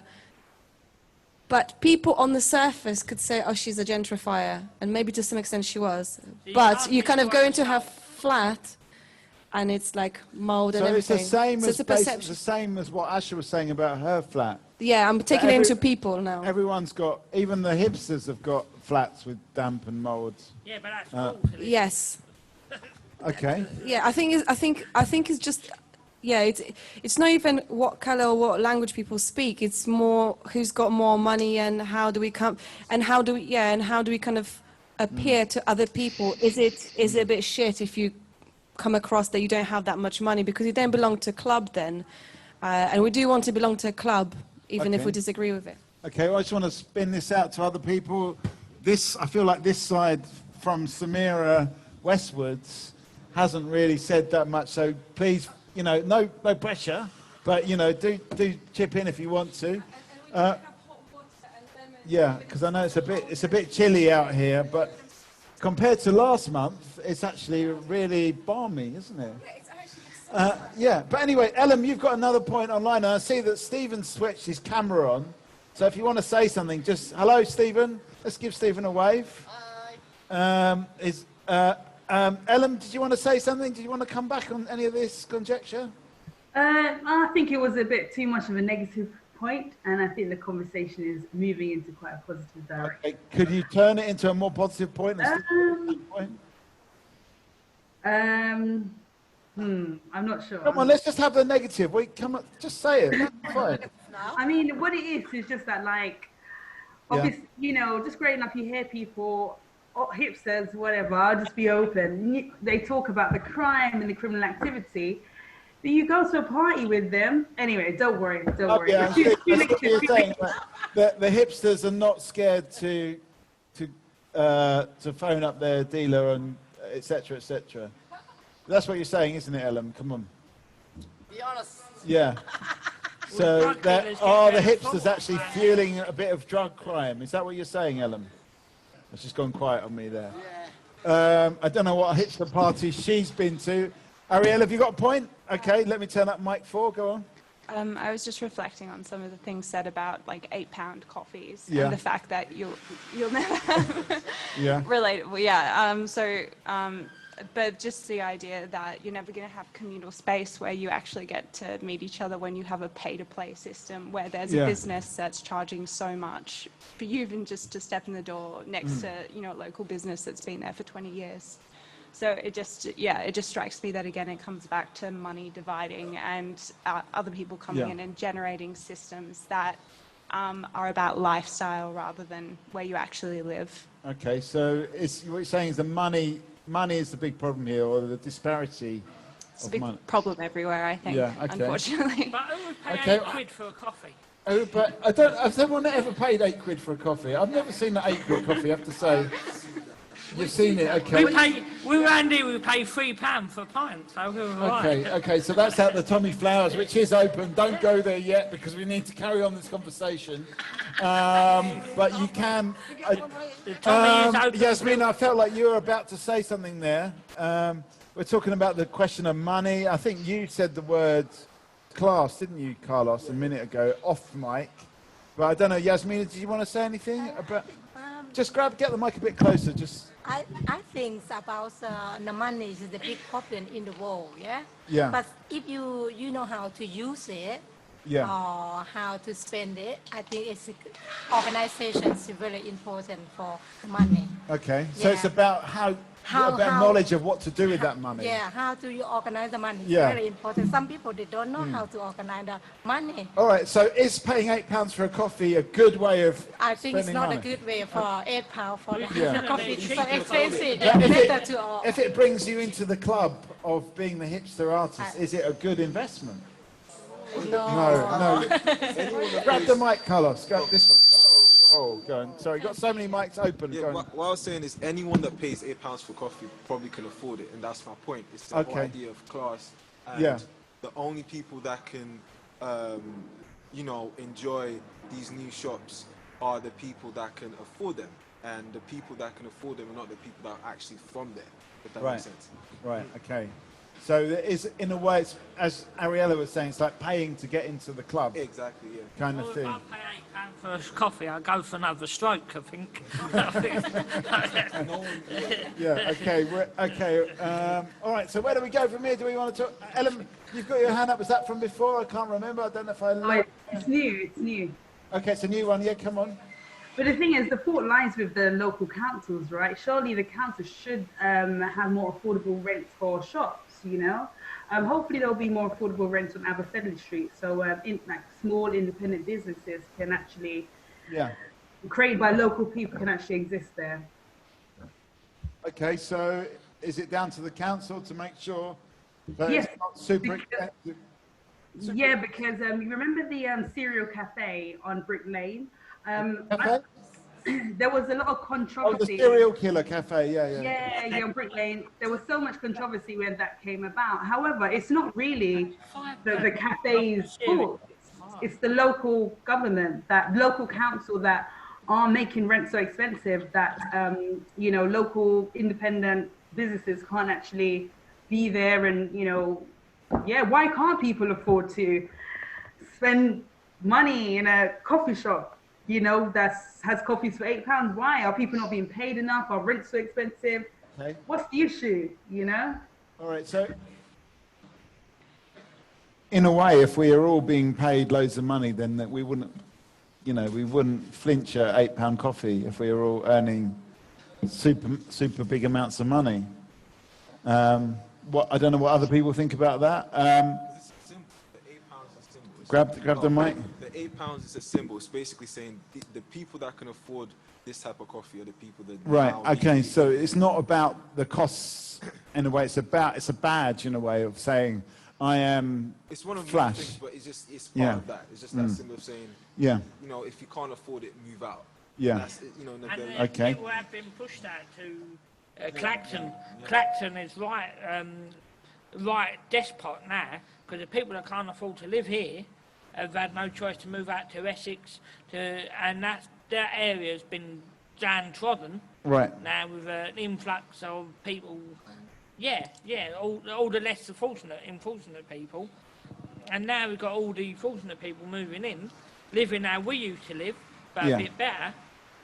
So now Clacton, Jaywick, Colchester has really gone downhill, right? And that because they've pushed everyone out that way. Okay, so there's been this influx of people that can't afford to live in London. Asha, you want to say something? Just grab the mic. Get going. Yeah, what I'm saying is that we are live here our whole life. You could say that, and our kids born here, but they want to just. This flats they saying you want to move it there. It's a more expensive in the rented. More expensive in the electricity and everything, but they want to bring the rich people in here because we are Westfield and Canary Wharf between them. That's what they want to push us, and they're saying, we don't care you. But some people, they fake. If I cannot afford £8 coffee, I can buy £8 coffee. But when I can make coffee in my house or get £1 or £3 coffee, why am I when I cannot afford to show up to pay £8 in the coffee? Some people, they are fake. Okay, so it's about a kind of fakeness in a way. It's like my daughter, when she take me to a restaurant or somewhere, I say, how much is costing it? And she say to me, are you paying it? Don't worry, Dad. I'm paying it. Canary Wharf. And I say to her, but you don't need to spend all this money. You work hard your money. But she's not getting it because she don't want to get embarrassed or anything. And you go dead. People go in debt and this and that. So your daughter wants to take you to £8 coffee places and you... She can take it and she's saying to me, Mom, shut up. Are you paying it? I'm paying it. And I say to her, but I don't want you work hard your money. I don't want you to pay that all money wasted and you have all this debt to pay. It's on debt. You pay this or you debt by that. People, they be fake. They doesn't know. I know if I cannot afford something, if I like something, I get that something to save in that things. I am the best. If I like it, I'll get it. But I always think about how my pocket. I pay my bills. I pay this. I pay that. I always thinking about. I say this is worth it to have £8 coffee. See, if there's any rich women out there, I'm here. Yeah. Okay, we've got some new faces on the Zoom chat. I see Emmett has joined. At the moment, we're talking about £8 coffees. I've actually never seen a coffee for £8, I have to say. I also want to say this is going far. I want to say if there's any potential new hosts here, it's not down to me to give information and opinions. But if you want to come for a coffee here, anytime I'm in, I'll make you one for free. Although it will be any colour you like as long as it's black. So there's no lattes or flat whites or whatever. But if you want an espresso, come here anytime. You can have it for free. And that's actually provided by a guy called Mauro that comes and brings coffee to us. Come and have a seat if you want to. What's the most amount of money you've paid for a coffee? That's what we're talking about at the moment. And is it some kind of badge of class? That's what we're talking about here. Did you want to say something, Margot? Yeah, go on. I wanted to say something. You just reminded me, Asha, whenever I try to treat my mum, and because whenever I see her, which is mostly once a year, I want to take her out, but she just literally cannot. She cannot, hold her shit together when I take her out. Yeah. But I'm getting really mixed messages because on one hand she says, I'm so alone. I don't go out at all. I'm like, so I come down, it's like, come on, let's go out. And she's like, no, it's too late for. She finds all the excuses in the world not to go out. But when she is out, she is enjoying it. So I think there's something about, I think why we earn money how we spend money. I think there's place to spend money. Yeah. That's okay. Now you have to come and sit down at the table for all this noise you made. But I think it's also. Does she also complain if you're spending too much money on her? Yeah, she complains all the time about everything. But when I spend money on her, I think she likes it, but she's not able to say she likes it. So instead, she says, "I don't want you to be spending money on this thing. Right. Okay. It's a waste of money." Yeah. But I think we all need. Where are you gonna go? Hang on. Final thought from you. Okay. Well, give us a final thought. Turn the microphone around. And give us a final thought. Final thought, love one another, try and get on with everyone, take each day as it comes, and then just live the best life you can live. Okay, yeah. We'll give you because you never know what's around the corner, isn't it? Right. Cheers, thank you very much, and thank everyone who took time to watch this video of me. It's just me rambling on, but thank you, and everyone on the internet. I see you all in person. All right, okay, so next time we want to see you here. Sayonara. Yeah. I'm off. There we go, there's Danny with his multiple languages. Which means we've got some new space. At the moment we're talking online people, we're talking about, hello, Colleen. At the moment we're talking, what's the most you've ever paid for a coffee? That's what we're talking about at the moment. And did you spend that much on it just because you could and you were kind of showing off, or was it really worth the £8 we're talking about? Is it some kind of badge of honour to spend £8 on a cup of coffee? We seem to be stuck on this. Maybe it's just me. Ellen, you got your hand up. Yeah, just me again. Just following on. Ellen, oh, sorry, I've turned you down. Hang on. You're this one. Go on. Ellen? Yeah.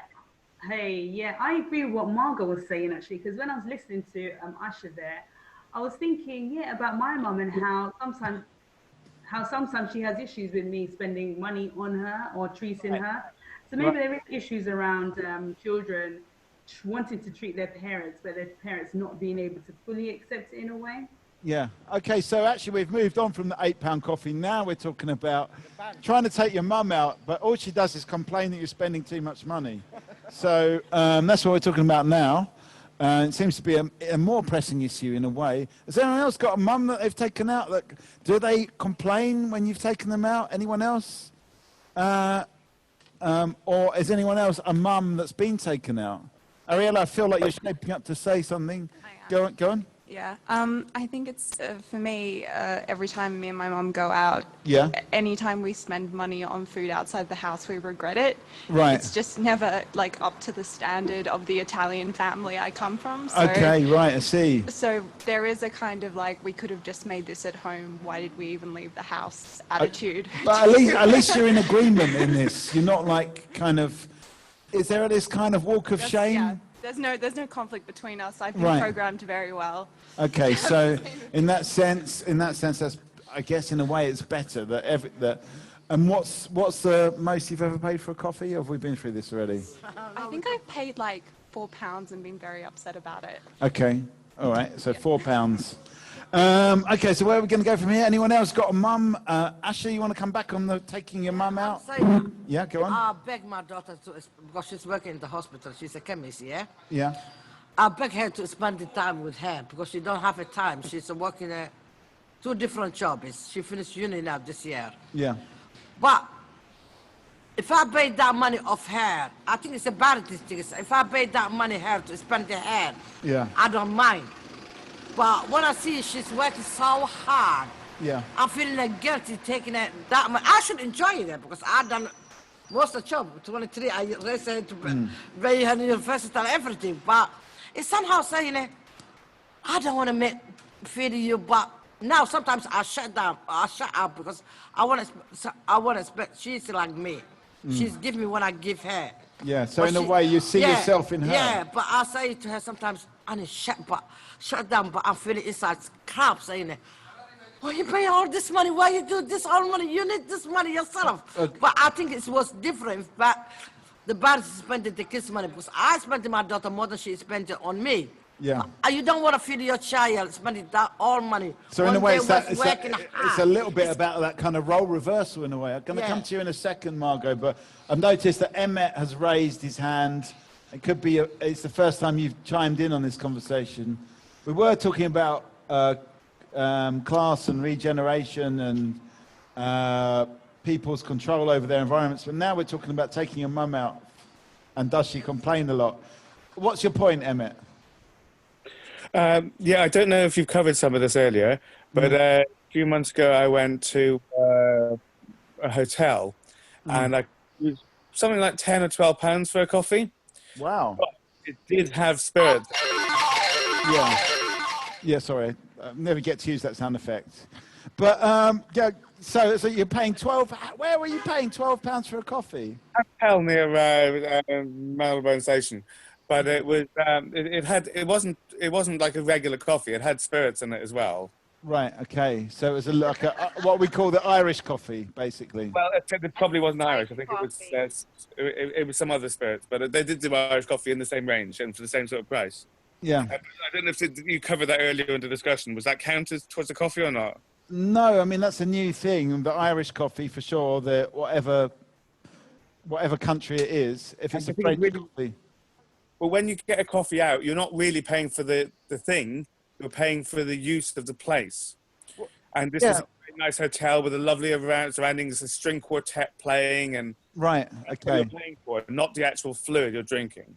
But what's been said here, the conjecture here is it's not even so much about all that stuff like the string quartet, but it's about the badge, about saying, oh, I can afford, in this case, £12 for a coffee, and it's like, that makes me a better class of person. That's what the conjecture on the table is. You've sort of missed that bit, but that's how we got onto this subject in the first place. We've got some puns coming through from Colleen.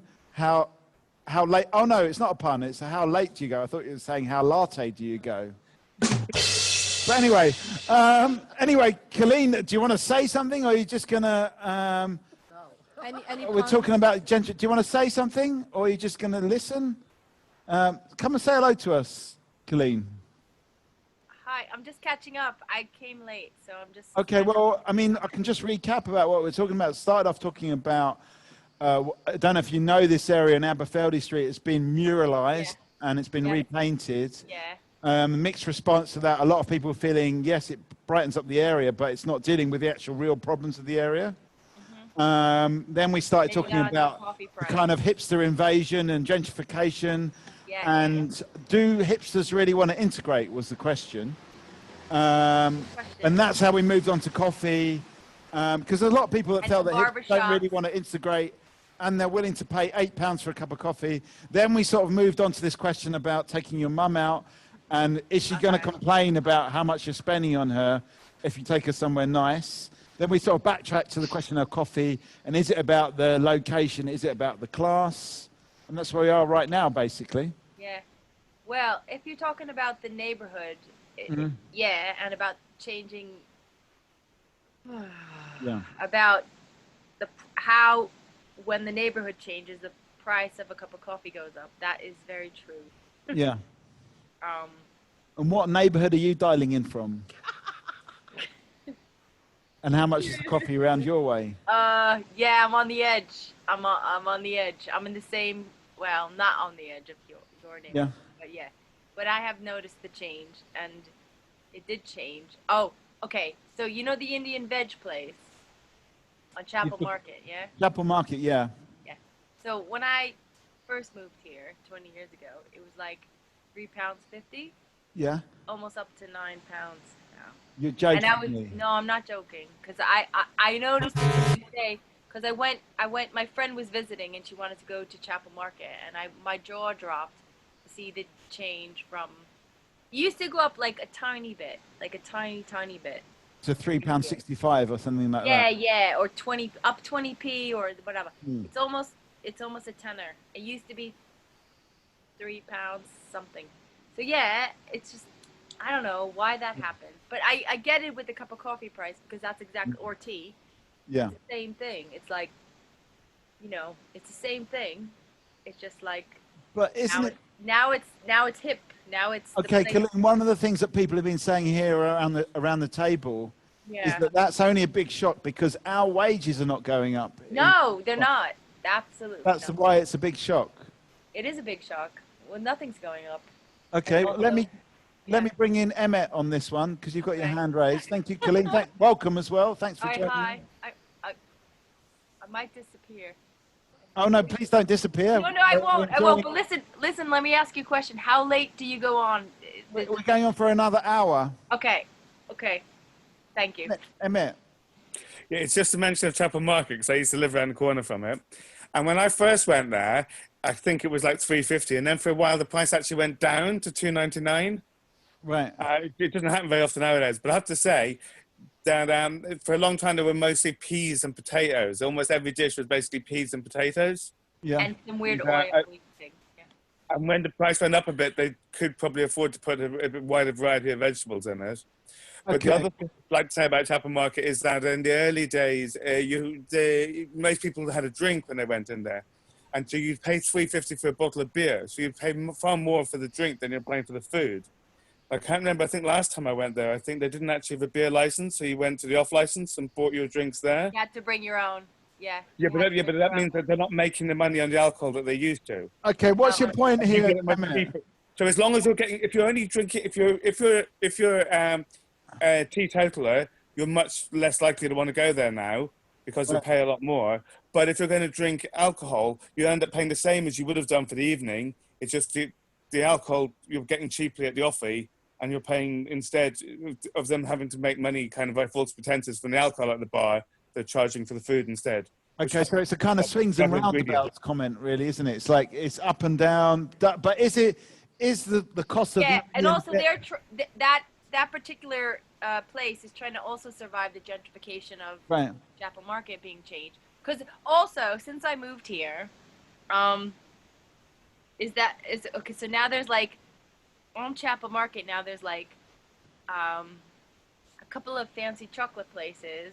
Right. And a wedding, like you can like try on your wedding dress. It used to be a market, and now it's like, I don't know how to say it. It's I sound terrible. I sound like a, but it's just mutated. It's changing. It's mutated, is what you're saying. Yeah, except the market that happens is that has stayed the same. Right. Okay. For sure.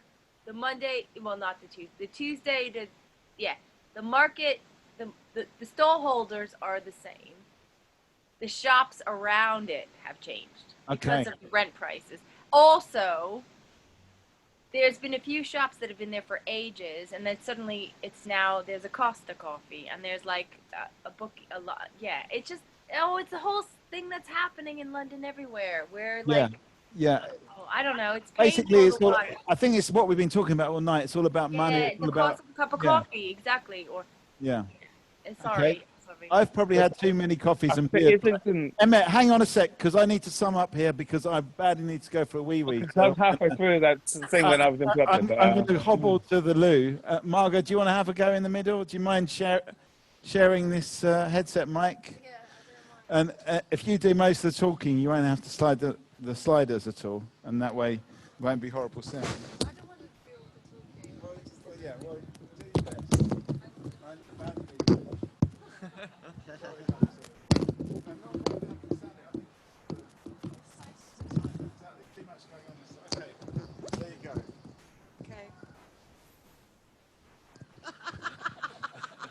Okay, so let's give Margot a big round of applause.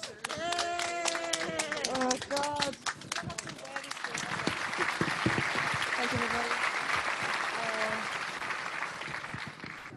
everybody. Okay, well, welcome everybody to Talkaoke. It's still Talkaoke. I'm going to attempt crossing over without smashing everything up. That worked well, that's okay. Okay, so we've been talking about coffees a lot. We've been talking about shops. There's Simon over there kind of gleaning, going like, I'm not getting involved. Well, tough. You are involved now. I had some points to make. We were talking about parents, and do parents want to make their children just like them? So I was working hard. Why don't you work hard and keep your money? Why do you spend it on frugalities? So we're talking about that. We're talking about the area. But I think this is a really good time to throw in a completely different subject. And by the way, welcome the audience online. There you are, hello. And you can also throw in a new subject, because I feel like we've kind of exhausted some subjects here. Anything that anybody has, maybe something that's kind of bugging you, that has been bugging you, or something that you've never thought about, but you're thinking about it now. And that goes to people over there. The rules of Talkaoke, I'll give you some time to think about it, because of course, you know, I am not entitled to talking that much, despite of what Mikey said. So what was that? What was that, Asha? What was that kind of? Stop kissing. Stop kissing? Yeah. So showing affection in public places it is. Kissing in public is a very boy and girl kind of couple kind of going on here. Kissing in public, is it okay? Is it off-putting? We were talking about loneliness earlier. We started off by talking about love and lockdown. You need to speak to the microphone, Asha. So that goes for you guys as well. I just don't know where the camera is. Here and my friend showing her kissing her boyfriend. I'm touching it. That's a privacy. Okay. Here. So are we just getting a little bit out there with showing the affection? I mean, do you feel like you've been just told off, or are you just going to shamelessly carry on? Or what are your views? Please, you haven't said much. Remind us your names. I'm sorry, it's just how it works. I don't know what you're talking about, Asha. You always say that, and you hear what I'm talking about, Gera. Look, you can, this is like fishing. I've never been into fishing. I can't still say I am, but I will give it a go. Yeah. No, it's just, oh no, are you okay? You have to hold this. Oh, sorry, Loretta, come on. Thank you very much. You're saving my life, Bill. She's quiet. Yeah, she's quiet. Tonight, I don't know what's going on. What have you got to say for yourself then? I'm embarrassed now.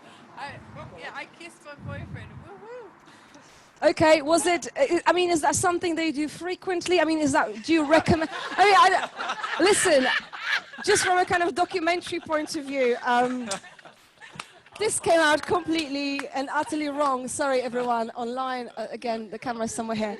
But is that something that you recommend people did more of? Are we doing it enough? Definitely, I definitely recommend. You do it all the time.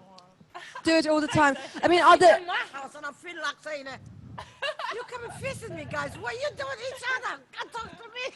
So maybe people just kind of go around and everything is an excuse to kind of touch each other and show affection. I mean, does anybody else have an experience of like showing affection to Anyone?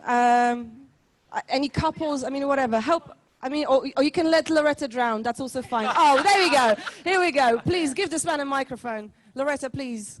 Keep the distance. Keep the distance, but keep the conversation deep.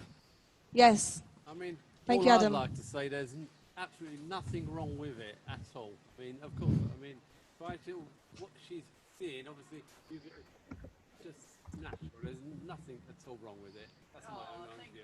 Okay, are you, Elam, I can see that you have your hand up, and I'm going to come to you very shortly. But Adam, since we've got you on the old microphone there, I mean, is that something that you do frequently in your life, showing affection in public places? You can tell. I like that subject. And, yeah. Well, I actually do, but not out in public. Obviously, I'm just a little bit older.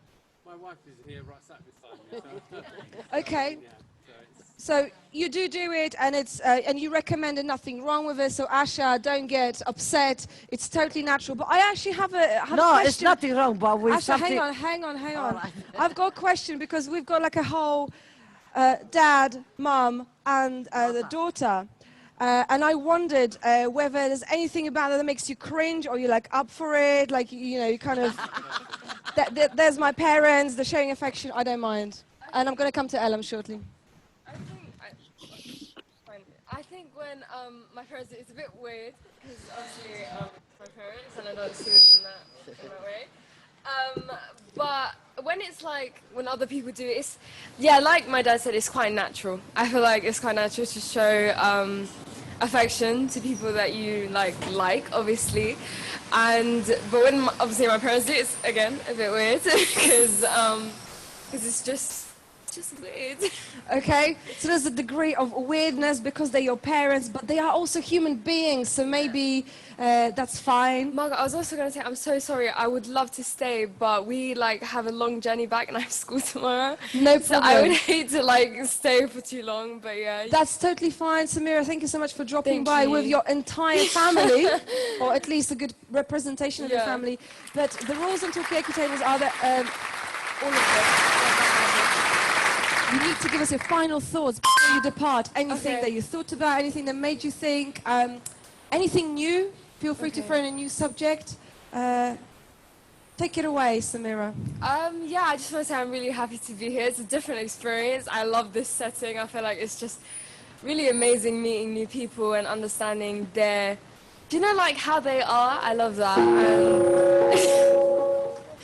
It's okay. But yeah, I love it. It's just something different because I'm used to going to different public speaking places and spoken word and places that have the same vibe. And honestly, I love it. And you guys should keep doing what you're doing. I hope to see everyone again. But yeah, definitely. Thank you. I think it's a round of applause. We don't have to generate it online. Thank you very much, Carlos. So thank you for this, Samira. And of course, we are here every month, last Thursday of each month. But your mom, she seems to think she's going without giving her final thought. Well, no, please give us your final thought. We heard Samira.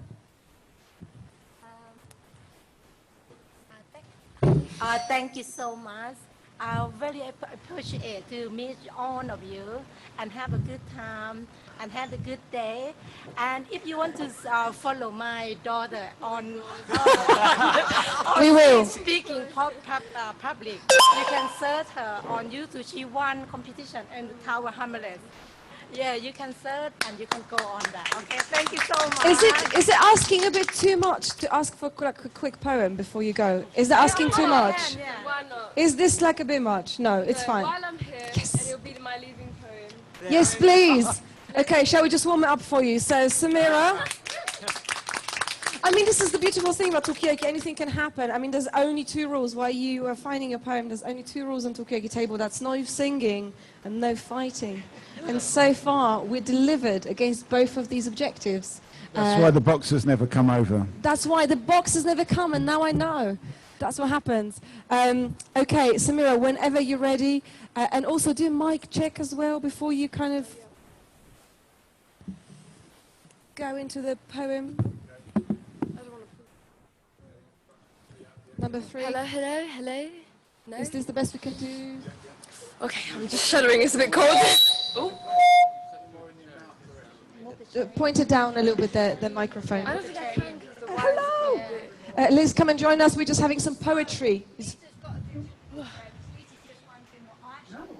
Okay. Well, listen, girls, have a sit down. We're just going to listen to a poem. Okay, this one's called Reborn. Dear friend, I know you're scared sometimes. You would rather sleep with the lights on most times, and that your shadow often scares you, reminding you of your past. I know that your past haunts you most times because I can see your eyes ponder off all the time, allowing yourself to walk down a very familiar dark road. But you have grown so much from that. I can see it in your eyes, friend. It's the glistening in your iris and the cute curve of your smile that tells me you'll be all right. I tell you what, we have both grown from that time. The ball of life once projected out of our mother's us has now been reformed, rehabilitated now, reborn. And I could have never been so proud of us. So it's all right to turn off the lights, friend. The darkness isn't as scary. Thank you. Well, thank you very much, Samira. It was a quick one. Yeah, it was a quick one, but it was a very powerful one. Anybody can say anything you want, or you can just leave us with this, because I think there was a lot going on there. But thank you so much for sharing a bit of your poetry. And yes, we will follow you. You just need to tell us how. We've got this all going on Facebook, so please make sure you throw in some links and you link us up. But thank you so much for coming. Adam, I'm going to take your final comment as your final thought, unless you want to throw anything in before you go. It's all good. Thank you so much, you guys. Get home safe. Thank you, thank you, thank you. Okay, online audience, I'm really, really sorry. Please don't hate me. I know I've neglected you, but we had an emergency here, AKA people were leaving, and you know the rules. None of you, I don't think, are new to Talkaoke, so you know the rules. And we also have Amit now. Amit, hello. Are you in Argentina still? No? I don't know, it's been so long, who knows. So what we've been talking about is poetry, spontaneous poetry. It was something about the darkness, the friendship, the things. I mean, I don't know, I'm not really allowed to interpret poetry from the middle of the Talkaoke table. I'm sure it's in the rule book. But yes, before that we were talking about kissing in public and affection, showing affection. Seeing your parents kiss is a bit weird, or is it? Mikey, you've got a point that you'd like to make? Where do you stand on any of this? I don't think it's weird. You don't think it's weird? No. Have we got some more final thoughts going on? What's happening here? To continue having fun and to take care. Thank you, Loretta. And is there anything? I mean, I'm curious. I don't know if you were here for this conversation where Asha suggested to get artists to do people's flats up. You as a No, I mean, as a qualified builder, what do you think of that? Artists to make up flats? Yeah, that's very interesting. A lot of people do that. Yeah? And is it something easy to get into? It's very easy to do. Bloody hell. Especially decorating any flat. What about changing windows? That's not that hard, honestly. Would you be able to do it? Maybe. Okay, it's another conversation. Thank you very much. Is this your final thought? Thank you very much. It's been all more enjoyable with you here, showing some extra love. So, round of applause to you guys. Oh, that's much better if they can extra rounds of applause. So, here we are. Yeah. I should get a little bit more central because You should get a little bit more central. as much as we can socially distantly huddle. Oh, but I've got to be in control of the things as well. Yeah, so don't be too far. But you were going to say something. No. Is it this one? I was just going to say, I don't think it's that weird to see your parents kissing, is it? Unless it's not a full-on, like... Snog. Snog. Even like a mini snog is kind of okay, isn't it? Surely? I don't know. Anything from the online Amit, people? you've unmuted yourself. Have you got views on this? And John, you're unmuted as well. I mean, are you going to just like jump in and tell us your views on public affection showing? Is there something that's kind of... I was just wondering how many people's parents are actually still together to be kissing. So, it would be weird to see my parents kissing. It would be quite weird. That's more, I guess, a testament to their marriage, which I won't get into, but that would be a bit strange, yeah.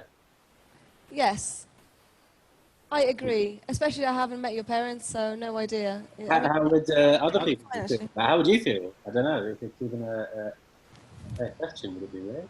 I think I'll be okay about it, but okay. I mean, so guys, basically we can take this conversation in whatever direction. I feel like, you know, maybe we kind of achieved what there was to be achieved, the conversation about public snogging and that kind of stuff. So you can throw in any subject you want, unless somebody's feeling passionate. And I'm looking to you, online audience as well, and to you people walking there. Welcome, this is Talkaoke. Welcome to stop by. Say whatever you want to say. Talk about kissing in public. Do you guys kiss in public much? This will remain unanswered, of course. So, yeah, where do we want to go with this? Anyone can throw in a subject at any point. Yeah, go on, Ariella. I'm really excited about the possibility of life on Venus.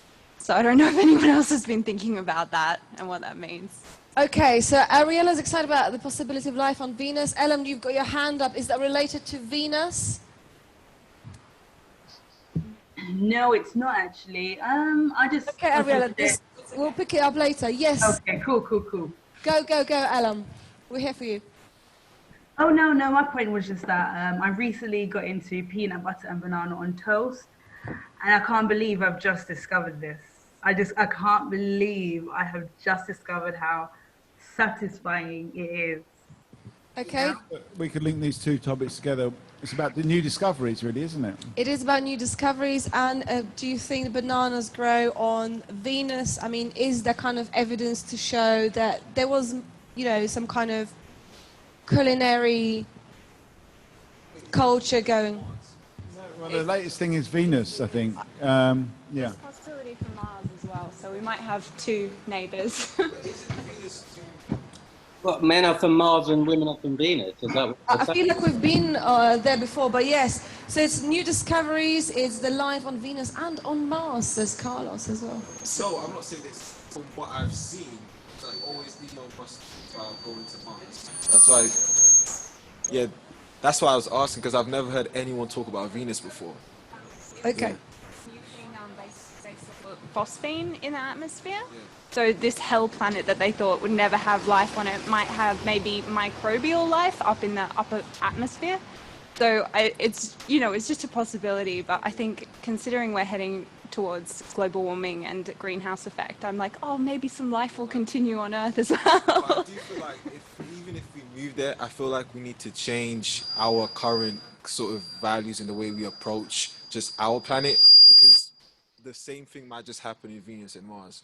So we have to change here before we go there, because it's just, because I feel like a lot of things when it comes to climate change, people already knew about climate change like 100 years ago, especially when plastic became really prominent in the business world. People kind of already knew that this was going to happen, but to them it was just, well, it's not going to happen in the next 5-10 years, so let's just keep doing this. And you know, I feel like right now the measures that are being put in place are just things to kind of stall the inevitable. And going to, yeah, it sounds amazing, but then it's just, if we're going to do the same thing that we're doing here in Venus, why, you know, does it really make sense? So do we deserve kind of conquering or visiting other planets if we can't sort our shit on Earth, kind of thing? I mean, do we need to learn a bit more before we can kind of move on? I mean, online audience, this is going to you as well, but I feel like, Alam, did you want to respond to that? Because you've got your hand up. No, I'm really interested to hear where this debate goes. I feel like I'm about to learn something. My brain is about to go to places that it's never been before. That's why. Okay, so we're glad to be here to facilitate that. So yes, Ariella, so what do you think about Carlos's point about, you know, conquering other or moving on to other places? Well, I have a pretty pessimistic view of how we're going to go, because no matter what, I think, you know, in the next couple of thousand years, we're going to... That's the sound effect, yeah, to my way of thinking. Wrong, no humans anymore. But so basically, I think the idea of conquering is really important, because you already kind of don't view that as not you, like general you, don't view that as an idea of life. Like, does it count as life compared to our multi-organism life, if that makes sense? So I think that's interesting in terms of, again, we're like, oh, what can we find out? What can we find out about us? How can we make this habitable for us? So yeah, I agree. Like, so can we learn from the other plants? Can we kind of look at our lives and simplify a little bit, or would we be looking for another Earth where we can get all these kind of coffees at silly prices and banana and peanut butter on toast? Before I come to you, Carlos, I'm going to come to Emmett, because you've got your virtual hand up. So are you excited about any of this, what we've been talking about? No, it's all our kind of thoughts about other life on other planets, and seems to be about colonizing in some way, taking resources, finding the resources. So I kind of agree with the first speaker on this. You know, are we just going to repeat if we go out in space? Are we just going to repeat, you know, the kind of colonization that happens on here, repeating the same patterns? I mean, do you think, I'm going to turn the mirror to you, do you think that we are capable of changing our behaviors, you know, to kind of, just to try it, to live our lives differently, maybe in a more sustainable way, or anything like that? Is there a chance for us? I think it'll only occur out of necessity. It wouldn't occur.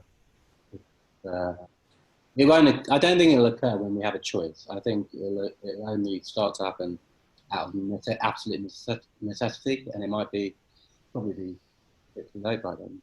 So. Okay, so I'm honest, yeah. Okay, so necessity is something that will push us to do things differently. Mike, you've been bursting to say something. It must feel really liberating to be on the outside, isn't it? It's definitely. You can actually voice your opinions now. I think the atmosphere on Venus is a bit like being inside a car battery. It's extremely high pressure, and it's... Oh, thank you. I can't say anything more than that. That's it. Carlos, I just swallowed a piece of biscuit. Yeah, go on. That's how bad that it is on Venus. Out of necessity, we're talking about people changing and adapting due to necessity.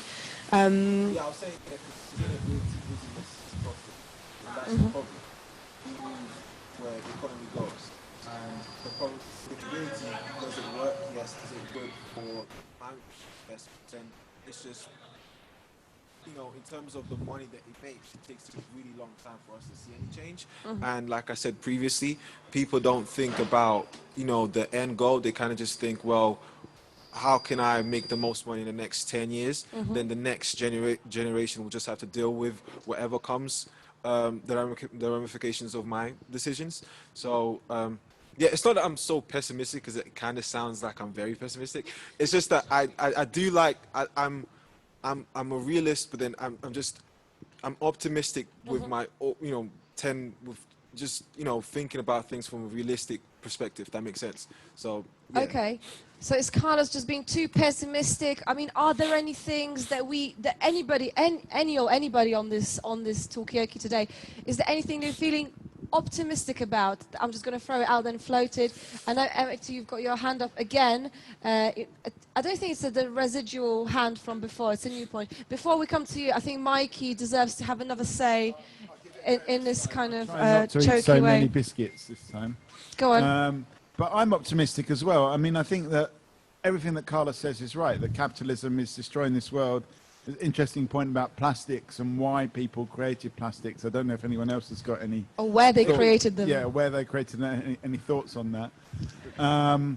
But I think that also shows the invention. Like, capitalism is like the best and the worst thing to happen to us at the same time. And at least we might be destroying a planet, but at least we're aware that we're destroying a planet. So we're moving forward, but in a very frustrating way. Okay, so we are aware of all the bad influence that us as humans are kind of putting out there.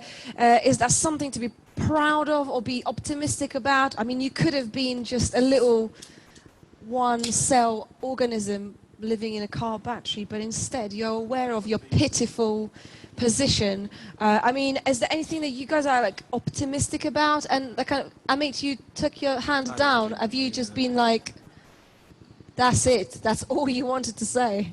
No, I left my hand up accidentally, but I don't know. I don't know about where we're heading, and whether capitalism has driven a lot of progress, but I don't know. Michael was saying, it kind of goes hand in hand with progress. I think not necessarily. There was a lot of progress made before we ever came up with the idea of capitalism. So, yeah, that's what I think. I mean, is there an alternative at all? I mean, we are living in capitalist times. I don't think, is it going to change anytime soon? Do we have that kind of capacity that people kind of started making, I'm going to make a broad statement, making more love in lockdown, kind of getting closer together. We talk about aphrodisiacs for neighbours, how to kind of incite that kind of, platonic love between neighbours. And out of necessity, maybe we do it because maybe we don't want to die alone. I don't know. But is there hope? Is there anything that we can do to kind of alleviate that? Mikey, you've got your hand up. Are you going to, go on, Carlos? No, I was just going to say capitalism is cancerous.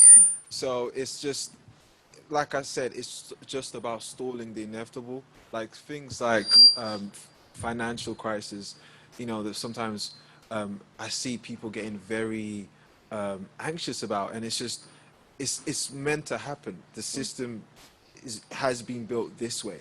So in terms of me being, because that was the actual question, in terms of me being optimistic, I'm very optimistic of just technology in general, like things like artificial intelligence. Those things, the progress in technologies was going to allow us to just find answers to things such as climate change or even recycling, because I don't know whether people know this, but like recycling isn't a real thing. We don't recycle. The word, people say, oh, just put your, your bottles in the right place or in the, and it's just really, it just goes to landfills. It's not, we're not really recycling. If we are, it's a very small percentage. So I need to be optimistic, but it's hard work, isn't it? Stay optimistic. I say technology. I'm very optimistic about technology because I feel like that's where the answers where we'd find our answers. Okay, so technology, any views from you guys? Do you agree with Carlos that, you can disagree with him. That's also completely fine. Maybe there are different reasons that you're optimistic about. Or is technology going to save us? Is it going to support? Is it going to make things like recycling actually a real thing because we believe it's good for us and for the planet, or not? Is it just some kind of facade? Stephen, you've put your camera on. It could be completely coincidental. I don't know. No, it's not. I agree partly with what the last speaker was saying. Not all plastic goes into landfill. I'm sure he realises that. In Southwark, we recycle quite a lot of the plastic. What can't be recycled a lot of it goes into the incinerator to generate energy. That's for Southwark and also Lewisham. But I agree with his general point. Recycling isn't really the answer. I don't think it's single. It's not plastics per se. Plastics are an amazing material, what they can do. It's single-use plastics. You've got to make that distinction. Because plastics, they're lightweight. It means you don't have to burn as much fuel transporting things. They can be made very thin and, and preserve food for a long time. And they can make robust pieces of equipment, water tanks that don't rust, all these sorts of things. They're incredible substances. It's the single use of them that's the bad thing. Okay, so it's not all that bad. It's just how we use it. How is it? There's disposability of it. That's an issue. Mikey, again, you just are busting to. As always, as you know. Yes, please. But I think the thing is that Stephen's picking up on as well is that even single-use plastics, that preserve food, actually, they're helping the environment there.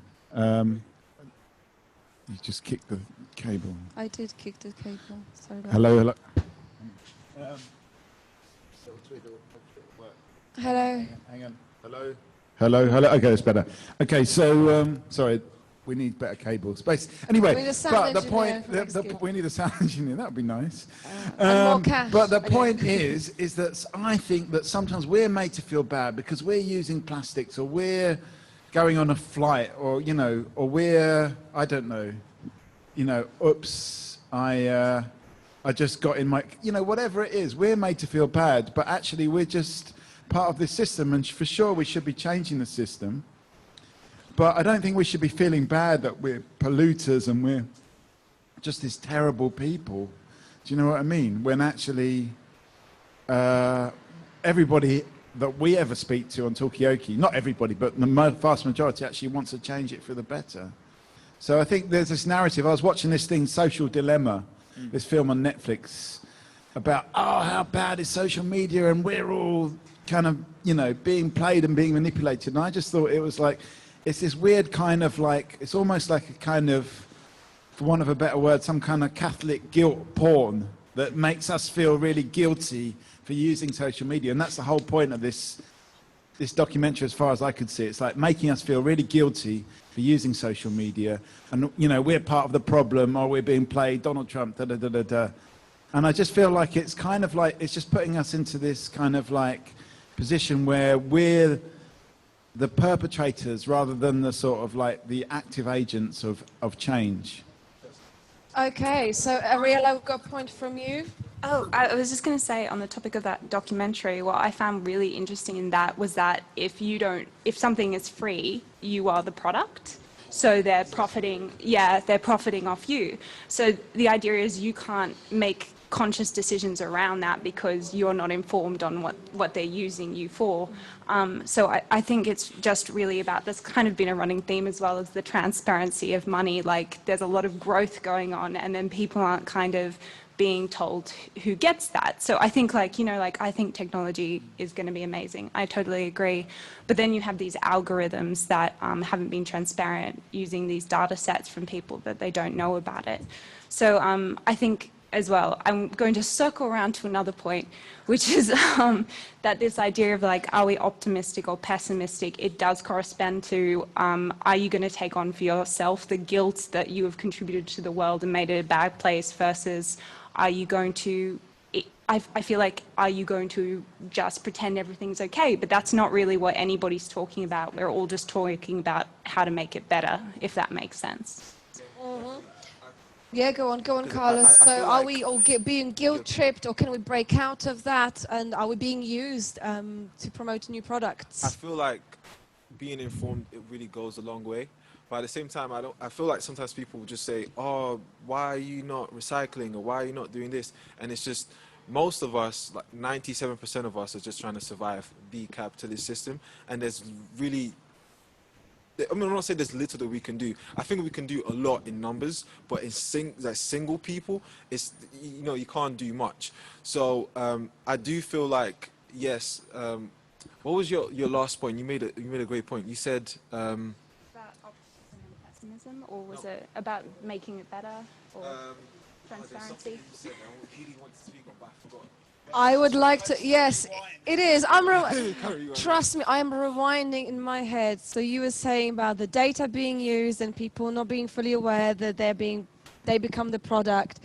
It's about, you're talking about the documentary, but that was before that. No, but it's about... Yeah, here we go, we've got it. No, I forgot about that. But, okay, next point. The Netflix, is it big data? No? The one about data? Yeah, that was really, because I wasn't aware how much data, how important and how valuable data is. Data is more valuable than oil currently. So, you know, that just shows how much, you know, we have changed, how technology has changed. Within the past 10 years, I was having this conversation with a friend of mine where I said, you know, the iPhone 3 came out like about 10 years ago, 12 years ago, and look at where we're at right now. You know, 10 years ago, it was Blackberries. Now we have touchscreen phones. You know, so yeah, I'm really optimistic about technology. Okay, so technology, as scary as it is, it can also save us from the guilt of maybe, yeah, of the guilt. Amit, you've got your hand up, and I'm going out to everybody online as well. I can see there's me logged in there as well, really weirdly, but I'm here. So strange. Amit, do you want to throw in your point? Yeah, I was thinking about this idea of optimism, and maybe we're propelling ourselves headlong towards our own oblivion. And maybe from another perspective, other than our own perspective, maybe that is quite optimistic. Maybe if the planet has a perspective, maybe that's quite optimistic for the planet, that we are actually the catalyst for our own oblivion, after which, the planet will restore itself. I'm going to take this point. I'm going to hit these two people just there. Are you guys optimistic about anything in the future? Are you optimistic about anything? We're just talking about things to be pessimistic about. Come and get involved. It's a Talkaoke, it's a pop-up talk show. In the meantime, we've got that's fine. Give us your name. What's your name? Ahmed. Ahmed, are you optimistic about anything? Anything in the world? We were talking about being pessimistic about capitalism, about world ending with the climate change, too much disposable plastic. Yeah. I'm worried about it. You worried about it? Is there anything that kind of concerns you the most? Do you see any way out of it? Because I think we're all concerned here. Maybe pollution and stuff like Pollution. Basically to be careful about the environment. That's all. So do you think that we can collectively take a better care of the environment? Yes, we can. What would be like a good kind of starting point? We're talking about recycling. Did you know that? I didn't know this. Partly knew this, but I didn't know this really. That if you recycle, Carlos says it all goes into landfill anyway. Yeah, recycling is good, like promoting recycling. Yeah? Okay. Sort of stuff. And are there things that you are optimistic about in the future? Mostly this sort of stuff. Do you think we will actually save the planet? Yeah, we will, hopefully. And I don't know if you heard about going to Venus. There's an option now. There's life on Venus. So maybe that's possible. Thank you, Ahmed, for getting involved. Thank you so much. You can always kind of have your food here. It's a round of applause here for you. And I'm going to come to you, Elam, because I can see you've got your hand up. It's been a really great discussion tonight. And I just have to head off. But I've really enjoyed it. Another great Talkaoke. And would you kind of, thank you for getting involved, of course, but also, is there anything that you are optimistic about? Or, I think, no, let's focus on optimistic. I mean, do whatever you want, but I feel like we've had a lot of negativity. Are you optimistic about? I don't think, because sometimes when people say negativity, I feel like being realistic is not being negative, it's just being aware. I do feel like the more you inform yourself, the more pessimistic you may become. But I feel like if I know better, I can just do better. So it's in a way optimism, but just in a different sort of perspective, if that makes sense. Because I do hear that, pessimistic, but I don't think of it as pessimism per se. So is it a kind of, I'm going to come to you for your final thoughts, Ellen, but is it like kind of... An informed optimism, I should say. Informed optimism. Maybe we could coin that phrase if it doesn't exist already. I think you should. Yeah. And is it staying optimistic more of an active endeavor that we all have to take now, because it's very easy to get pessimistic or realistic, actually. Yeah. Ellen, will you have a parting comment before you go? I think it is so easy to get yourself into a negative spiral. And I think, especially, I feel like now we're so informed, and I think too much negativity can actually have an impact on your overall health. So I think it is important to find balance and seek positivity. Am I optimistic? Yes, I am optimistic about the future. There's going to be some dark days ahead. However, there will be lights at the end of the tunnel. Light at the end of the tunnel. So it's something we have to actively hope for. I mean, we don't have to, but the alternative is pretty bleak, so may as well. Thank you very much, Elam. Thank you for joining us tonight. And is there anything else coming from the chat? Coming from the online audience? John, you haven't said much for a while. Stephen, you kind of can just see letters shaped in your name. I don't actually see your face. And Mikey, obviously, you've got your hand up there. Obviously. And I just wanted to make the point about the unrealistic optimist is actually the most successful type of person in the world. Unrealistic optimist. Because if you are an optimist, you're essentially unrealistic. But it's better to be an unrealistic optimist than a realistic pessimist.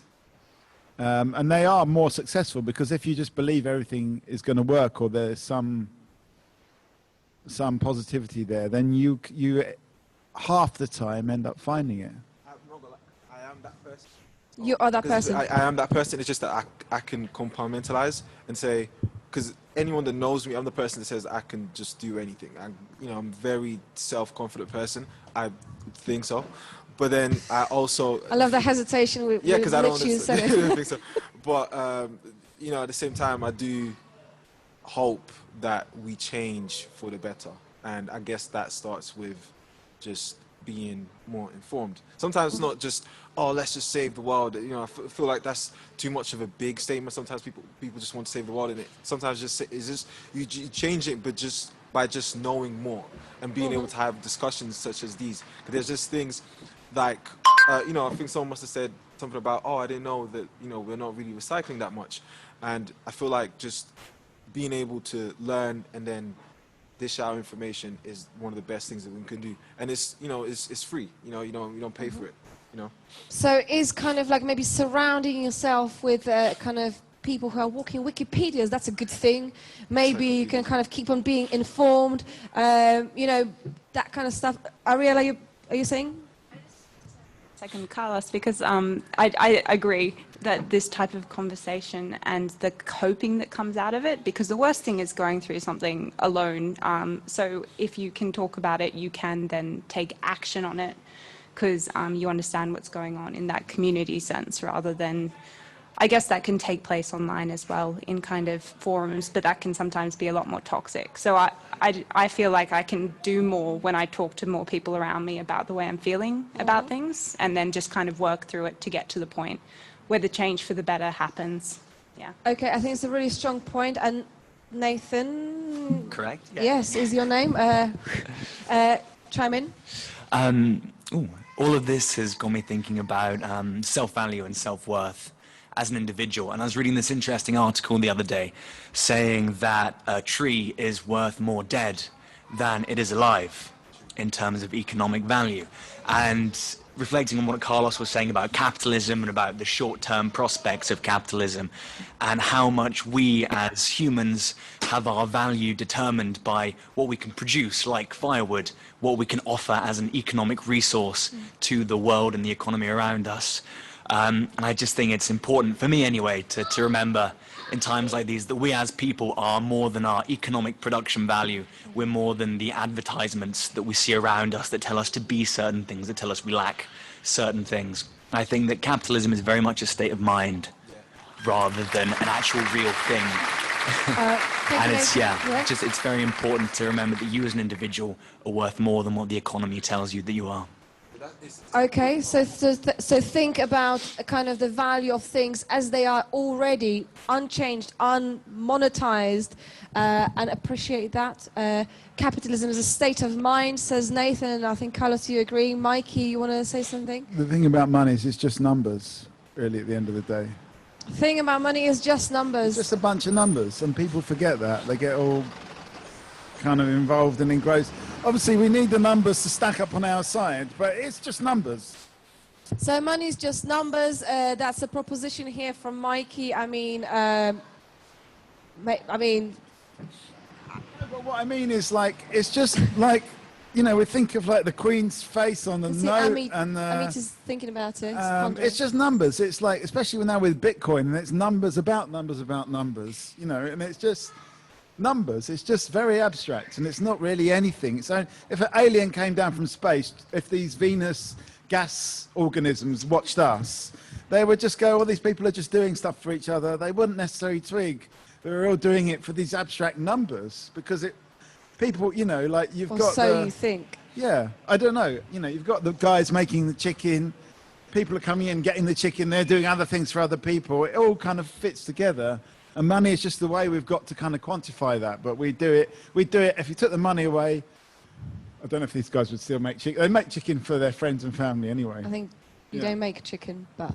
They don't make chicken, that's true. And I've also add that I'm a vegetarian and I subscribe to the vegan chicken. So you would be there where Carlos spotted the vegan chicken. To me, I'm not against veganism. I have no problem with veganism. It's just that usually people that are vegan are not from, let's say, a working class environment or background, I should say, if that makes sense. Okay, so being vegan, so several points here. So there's definitely several points here. The main point was money is just numbers. Yeah, Money is just numbers, and being vegan already elevates you to a higher class. Yeah, but because I mean, how does that fit into the money? Because veganism is not about money and numbers. It's about, you know, wanting to be kinder to animals, or about wanting to have a better planet. And that actually can't be turned into a numbers, if you see what I mean. But then somebody sets up Temple of Hackney and sells an £8 vegan Do you mean chicken burger. Temple of Satan. I think it's got. They changed the name to Temple of Hackney because everyone got upset with Temple of Satan. Anyway, that's a side That was point. the name of it. Yeah, that was the name of it. This is Like Satan.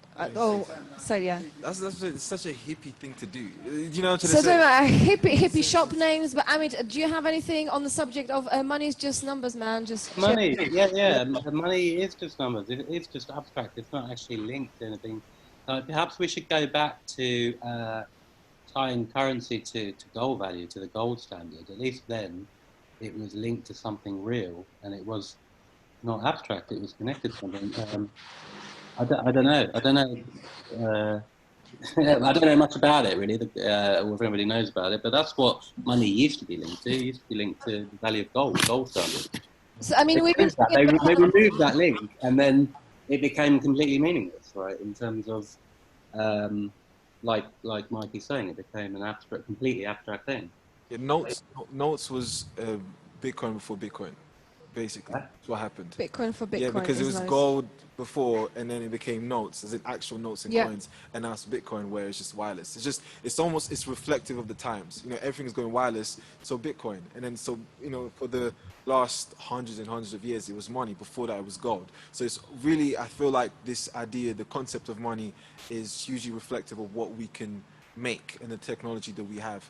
So the money we've got is the money that we deserve in the current time, because we kind of came from somewhere used to be gold. I mean, Ariella and Nathan earlier were talking about this kind of a power of collective processing of difficult times. I mean, do you think we can persuade the collective imagination to start using gold?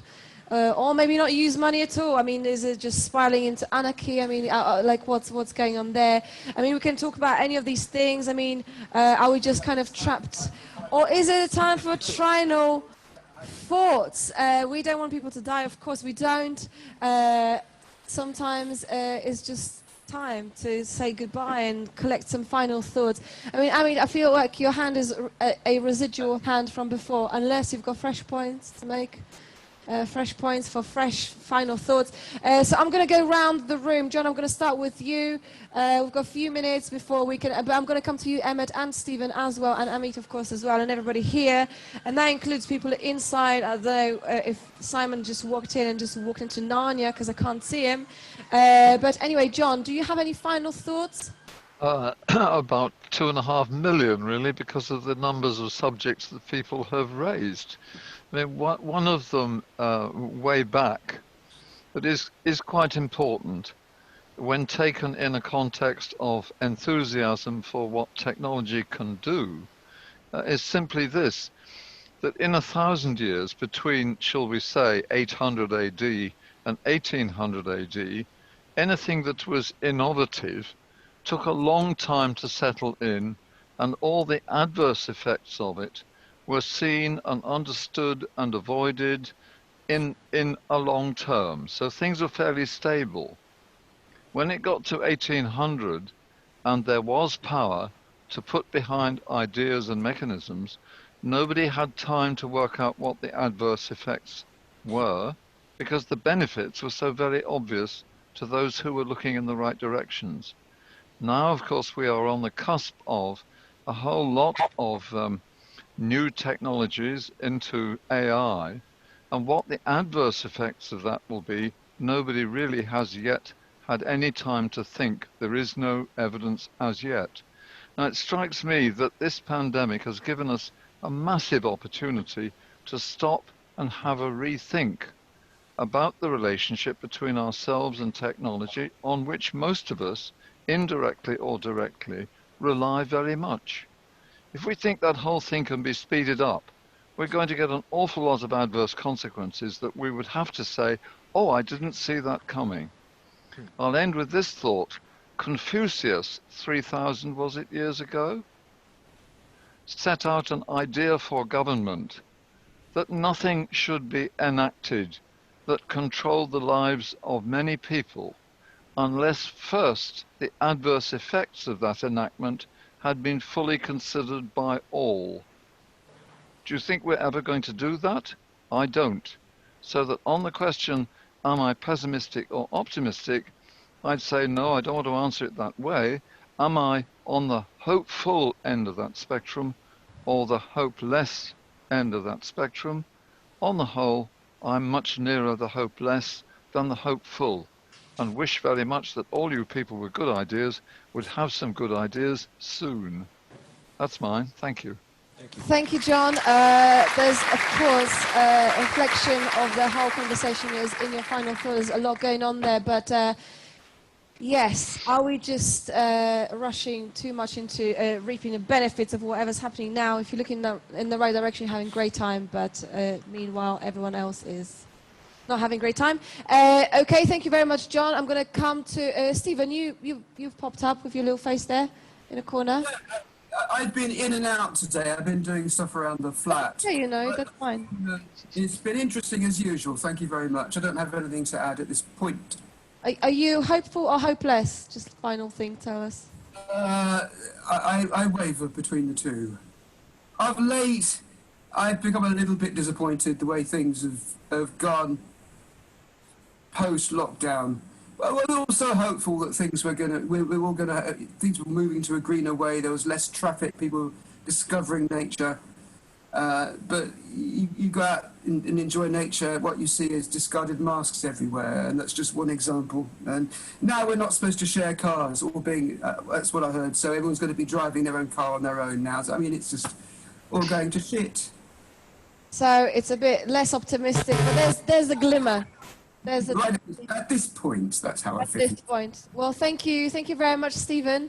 Of course, maybe you'll change your mind, you'll get more optimistic as time goes on. Amit, shall we get your final thoughts? Final thoughts. I don't know. I think, when we're talking about optimism and pessimism, we're only talking about it from our own perspective as a species, which obviously that's what we are. So we're going to think about it from our own perspective. But if possible, if it's some way to take a step back from our own perspective, selfish perspective of are we optimistic, pessimistic for our own future on the planet?